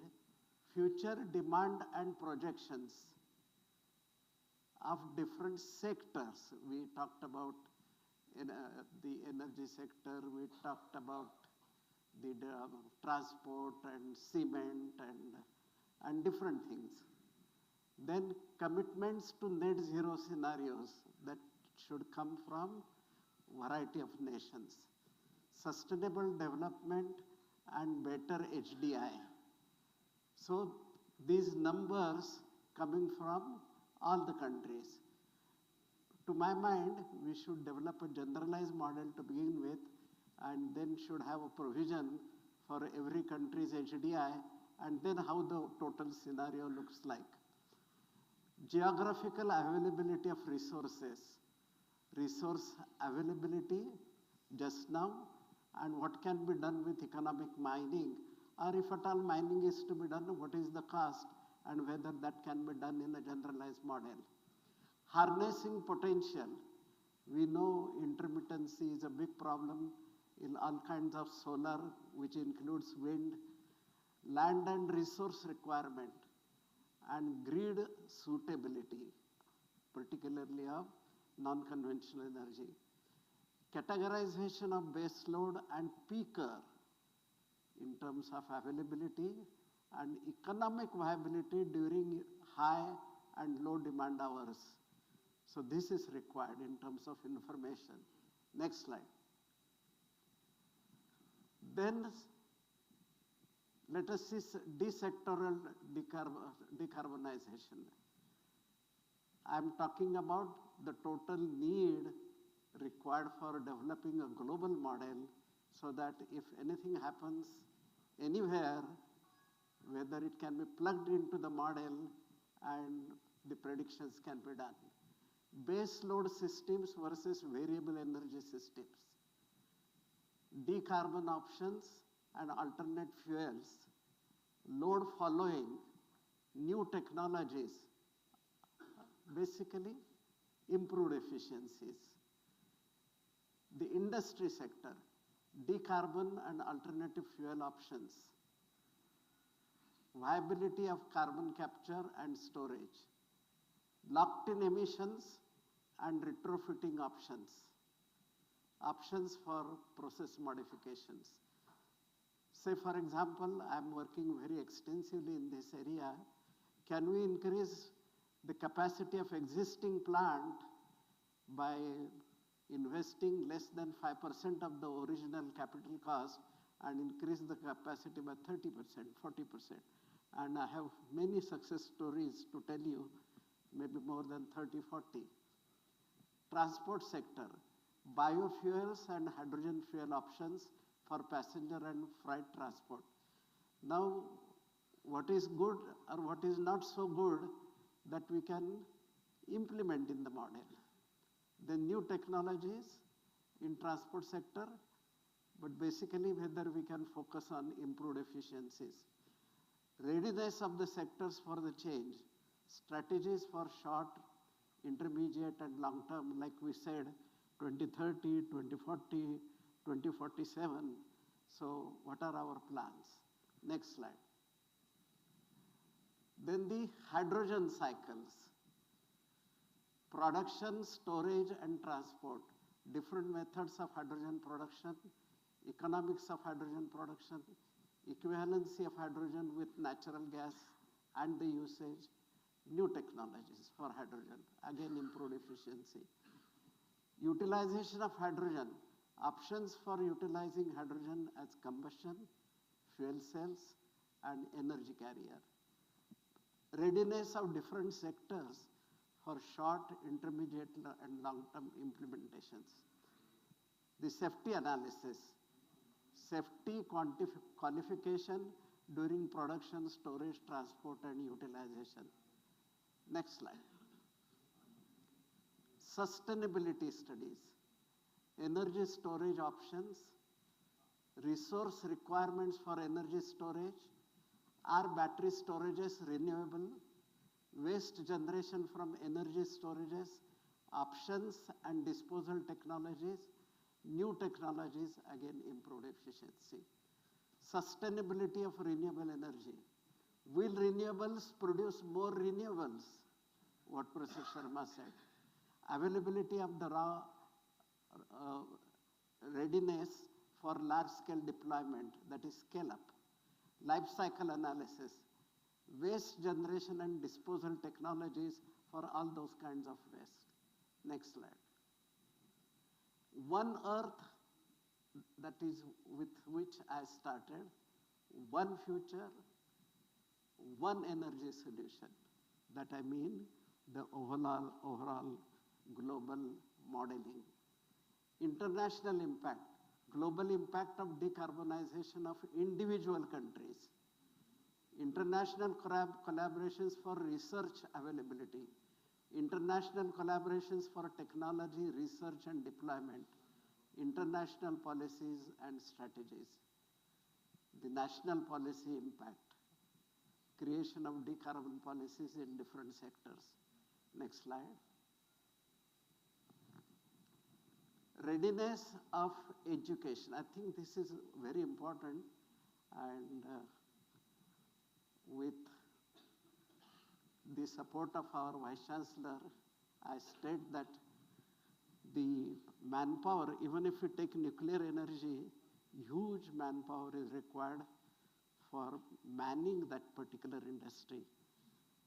Those who do ITI, that are after 10th, whether they can be prepared, those who are diploma holders, those who are engineers, those who are masters, hundreds and hundreds of people, they need to be, I don't think you are able to see, education, the technical aspects, the scientific aspects, the economic aspects, all these need to be taught, and the awareness. Actually, we need institutions, our institution, at variety of levels, let it be economy aspect or any one of the aspects, but we must enlighten hundreds and hundreds of people, young minds, in order to. India's industry has to transform to currently from a service-dominated sector to core engineering-dominated sector.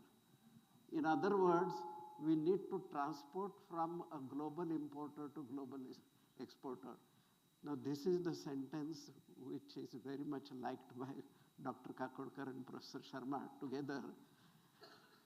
Particularly small reactor, personally I feel that I will be in worse condition, bad condition, perhaps almost half death if small reactor is imported. And we don't do it ourselves. We are capable. I think whatever comes in the way, it is likely to be a financial problem, many times man-made problems are many. But we are capable because two backbones are sitting here in terms of thermal, solar thermal, and in terms of small reactors. We are going forward. We will try to collect all this data and try to develop a global model so that if any change is desired at any one location or any new development happens at any location, the overall global model will be helpful. Thank you so much.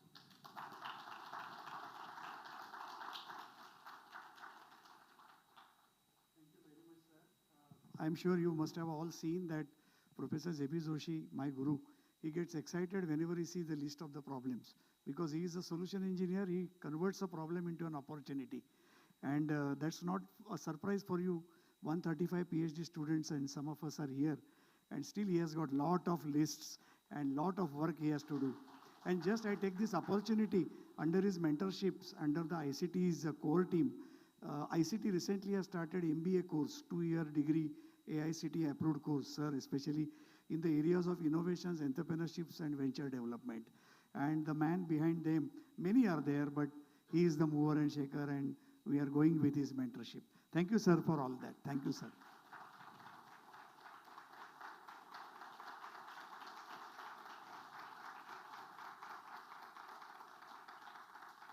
Can I request now the third speaker, Dr. Munot? He will be giving his views, his address to the gathering. Good evening, everyone. Being the third and the youngest speaker, I think among all, has a different, aura around this thing because we have listened to many stalwarts around here, and what much I have to add. Rather, I'll say that I'll add on the enthusiasm what they have embarked on us. Many have given us the problem, many have given us the solution, many of us have given the responsibilities that, youth are the ones who have to take it forward. Many of us have already, talked about the technologies, the capabilities. So I'll talk something personal in just a few minutes. We have listened to Dr. Nayak saying about we have the technologies and the youth are the bearers of the technology or the future, but they have to make the change particularly. So with his guidance also, we have learned, I have learned something. My co-guy was in PhD, Professor J.B. Joshi also. So he is also having always a spark and an enthusiasm to work upon the problems and create some indigenization solutions as well. So keeping all this together, having these ideas and these mentors, you're by default entitled to start something of your own and to come up with a solution rather than looking for a solution yourself. Like looking for somewhere available solution, you come up with a solution which is indigenized. So, I know, but sir, this thing, it's a very bigger platform than what has happened here. But then in that also, we have started something called for Indian Youth Nuclear Society, where we have taken up a problem that we are going to develop India's first indigenized micro-modular reactor. Because, we have learned from the sir, you dream. So people today, what are talking about small reactors, but the beyond that, if you look about, is the micro-reactor. Then that was the idea, and that motivation came from my gurus all over here. And, even in the, last time also, I have said that, Guru Gobind do khade kaake lagu paye, balihari Guru aapki Gobind diyo milai. Because I have the idols which I have been always wanted to meet, like Kakodkar sir, Joshi sir, and all. They have mentored me in this particular manner. So I particularly thank Dr. Nayak for this opportunity also to give me a platform where this is possible. Now, again, the other part is, since, if you are under their guidance and you don't learn something and come up, then that is something that's wrong with me if I don't learn that particular part. So that is why he also inculcated, if you have an idea, go for it, learn for it. Sir has always told me one more, Joshi sir has always given me, aaj agar kaam nahi ho to don't worry that kaam nahi hoga. It will happen. Delay hoga, nothing to worry about. Aaj nahi to kal hoga par hoga. But you should be determined to do so. You should have that particular imbalance, this thing to do, idea that, aaj nahi to kal hoga. But consistency should be there. Now, this other support system, I will, basically give my respect and bow about is my family supporting here. Whatever be the event, whatever be the stage, from the youngest of my family to the eldest of my family has always been there to support me. I have been in situations like, Mom, I have to go tomorrow, main turant hi Bombay nikal raha hu. Just bag uthai nikal liya. There's no, this kind of support and this kind of, freedom for me, you go, tum kaam karo. Whatever the way, you work, you achieve your dreams. That support has come from my family. So, deepest regards and requests to them also. Today also, I have my youngest of my family, my niece, which I look forward to, because for me, she is the next generation, what we are embarking upon.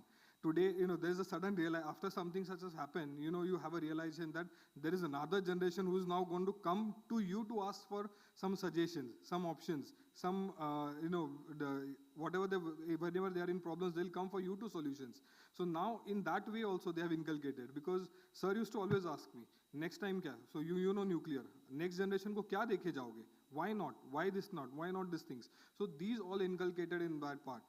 And I'm really obliged to have this opportunity here. Writing about the book was a personal, again a motivation there too. Nuclear being the, my very choice of the field. I have done my bachelor's also in nuclear. So why not nuclear is exceeding was the particular questions. These all came up with an idea. Some support from every person sitting here has supported me in a way or so. And so we have started something in that particular process. Now, I would request, the audience also to go through it, to actually, if there is something wrong, come up with us. We'll be very happy that, I'll be very happy if someone says that, look, something what you have written, might is not good. Or you explain me what are your basis of this. Because in that manner, someone will actually, they know more than us. They have read it. They have gone through this.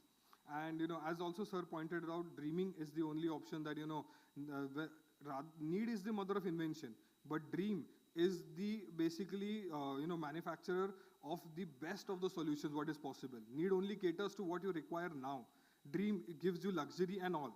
So now what we are dreaming of something, I have dreamt, I have a very, I'm shy of asking this, but then, an engineer's dream is that there is a device which has his name written on it, that, designed by something.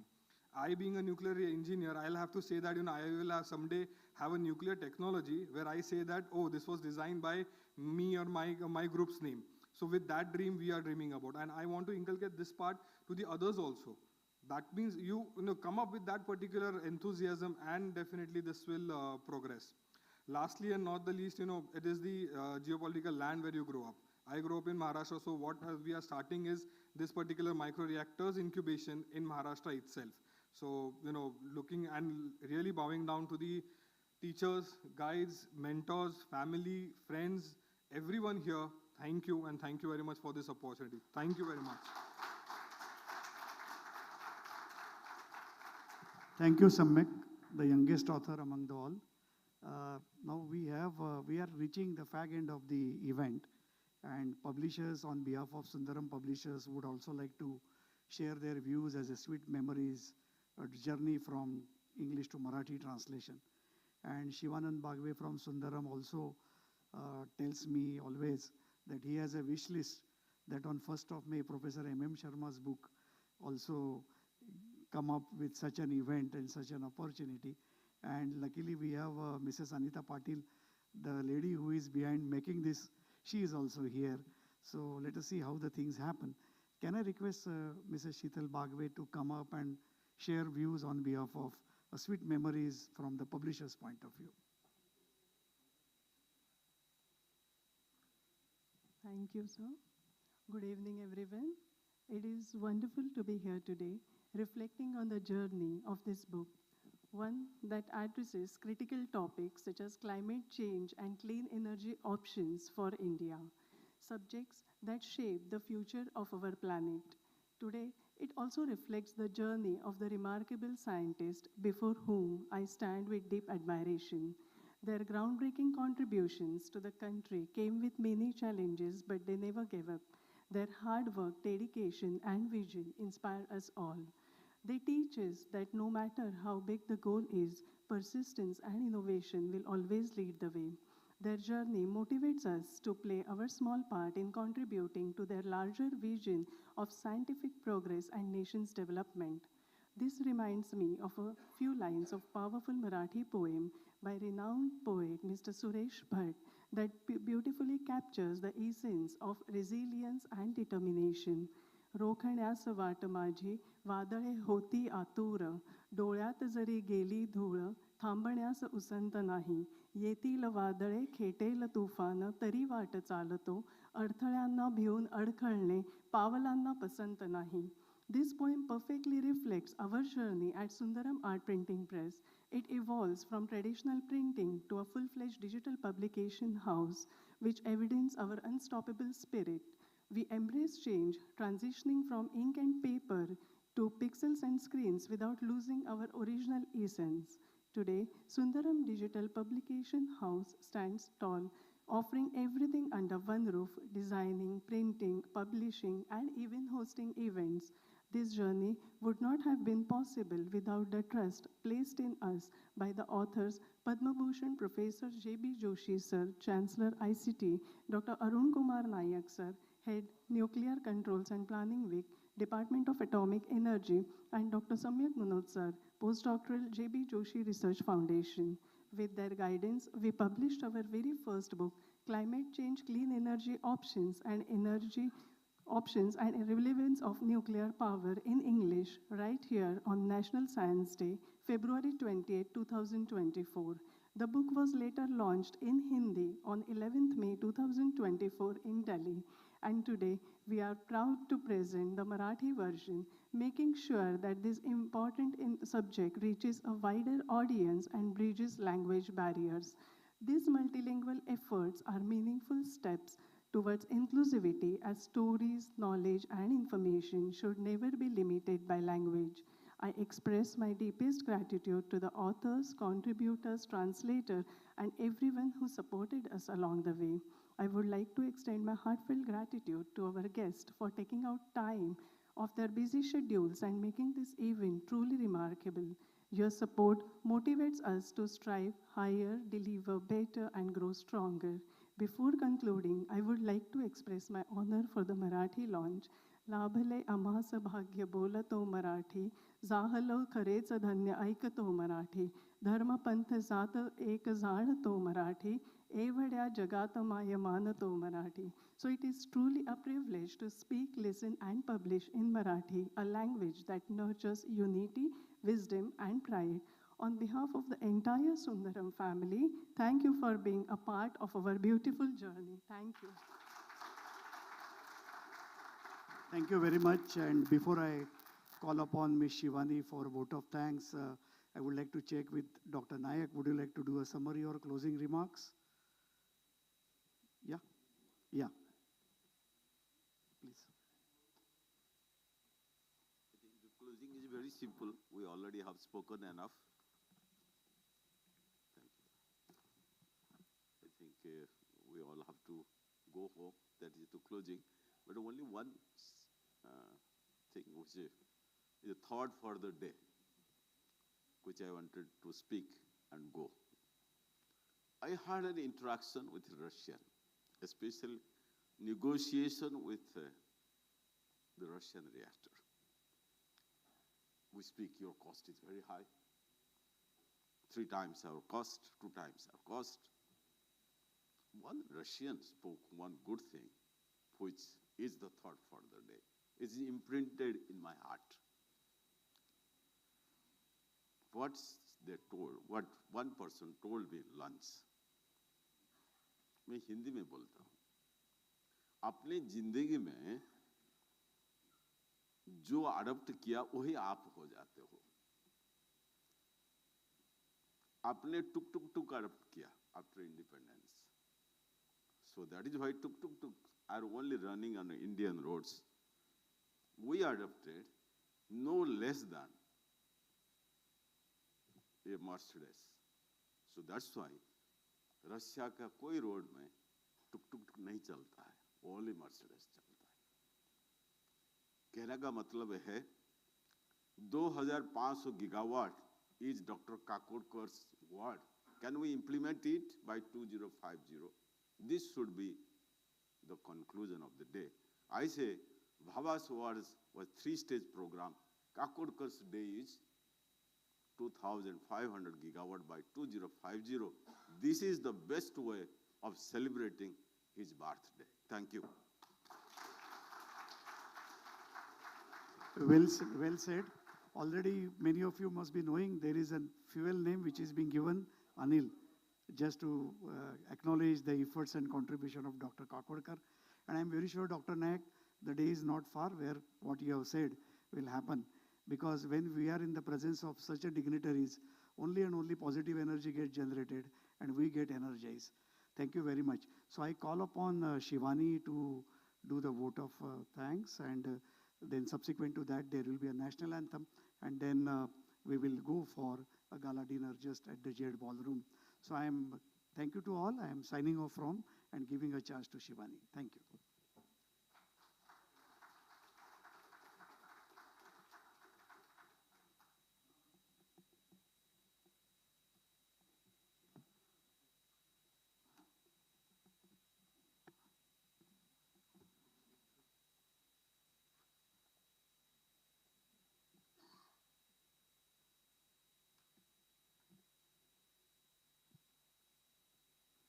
Good evening, everyone.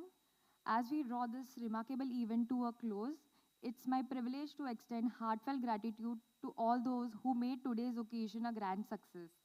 Firstly, a special thank you to our host, Dr. Hemant Zogrekar sir, PhD in 1989 from then UDCT, now ICT, under the guidance of Padma Bhushan Professor J.B. Joshi sir. He spent 30 years at Asian Paints, now active at ICT as Dr. K.H. Gharda Chair Professor of Entrepreneurship and MBA Course Coordinator, Managing Committee Member of Marathi Vidyan Parishad. Thank you, sir, for not only guiding us throughout this event, but for designing it with such care and making it truly memorable. I now invite Shivanand sir and Sheetal ma'am to come up on the dais to felicitate Dr. Zogrekar sir. I also kindly request Dr. Zogrekar sir to join us on the dais.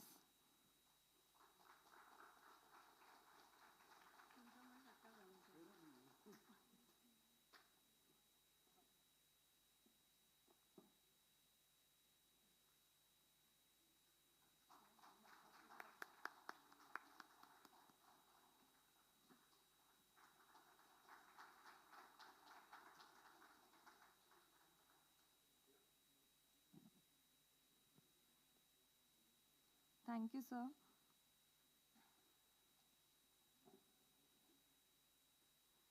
I would like to thank Mrs. Manasi Kelkar ma'am for her beautiful song that sets the perfect tone for this gathering. Today, we are deeply honored to have had the presence of our esteemed author, Padma Bhushan Professor J.B. Joshi sir, author and Chancellor ICT, Dr. Arun Kumar Nayak sir, author and Head Nuclear Controls and Planning Wing, Department of Atomic Energy, Dr. Samyak Munot sir, author and postdoctoral J.B. Joshi Research Foundation. Our sincere gratitude to our chief guest, Padma Vibhushan Professor M.M. Sharma sir, Emeritus Professor of Eminence ICT, and Padma Vibhushan Dr. Anil Kakodkar sir, former Chairman AEC and Secretary DA. We would also like to extend our thanks to our special guest and eminent speakers, Professor A.B. Pandit sir, Vice Chancellor ICT, Mr. Brijesh Singh sir, IPS Principal Secretary to the Chief Minister of Maharashtra, Mr. Derek Shah sir, Senior Vice President, Head Green Energy Business L&T, Mr. Kush Singh sir, Head Power Sector at CESE Limited, RP Sanjeev Goenka Group, Professor R.R. Sonde sir, IIT Delhi, Abu Dhabi, for their valuable contributions and today event. Your insights and presence have made this occasion remarkable one. A heartfelt thank you to our talented translator, Dr. Subhaga Karlekar ma'am, Dr. Anand Deshpande sir, and Professor Oglapurkar sir for ensuring that this book reaches a wider audience in multiple languages. Thank you to Shri Ashok Bagwe sir, founder Sundaram Art Printing Press, Mrs. Sheetal Bagwe ma'am, founder Sundaram Digital Publication House, Mr. Shivanand Bagwe sir, co-founder, along with their entire team. Thank you for your efforts and dedication that brought this book to a life. Thank you to Milind Taude sir, Deputy Director of Civil and Exhibitions at Nehru Center, and the entire team for their support and cooperation. And finally, to everyone, our guests, contributors, supporters, and volunteers, your presence and encouragement have been invaluable. You have not only made this event truly memorable one, but also inspired us to carry forward our journey of knowledge and progress with renewed energy and purpose.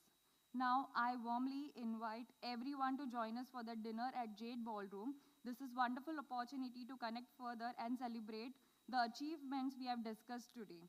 We also have a photo booth set up in the Jade Ballroom, and our volunteers are here to assist you with the directions. So before I conclude, I request everyone to rise for national anthem.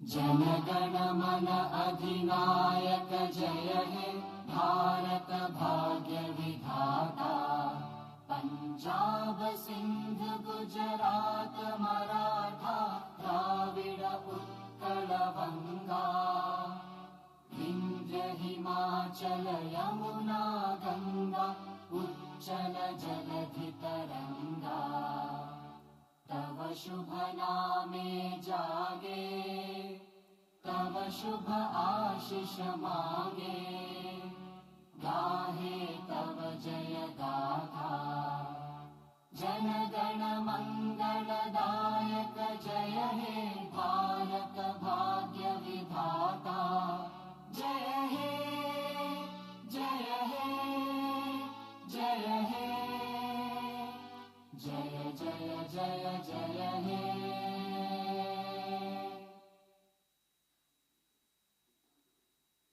Thank you everyone and have a delightful evening.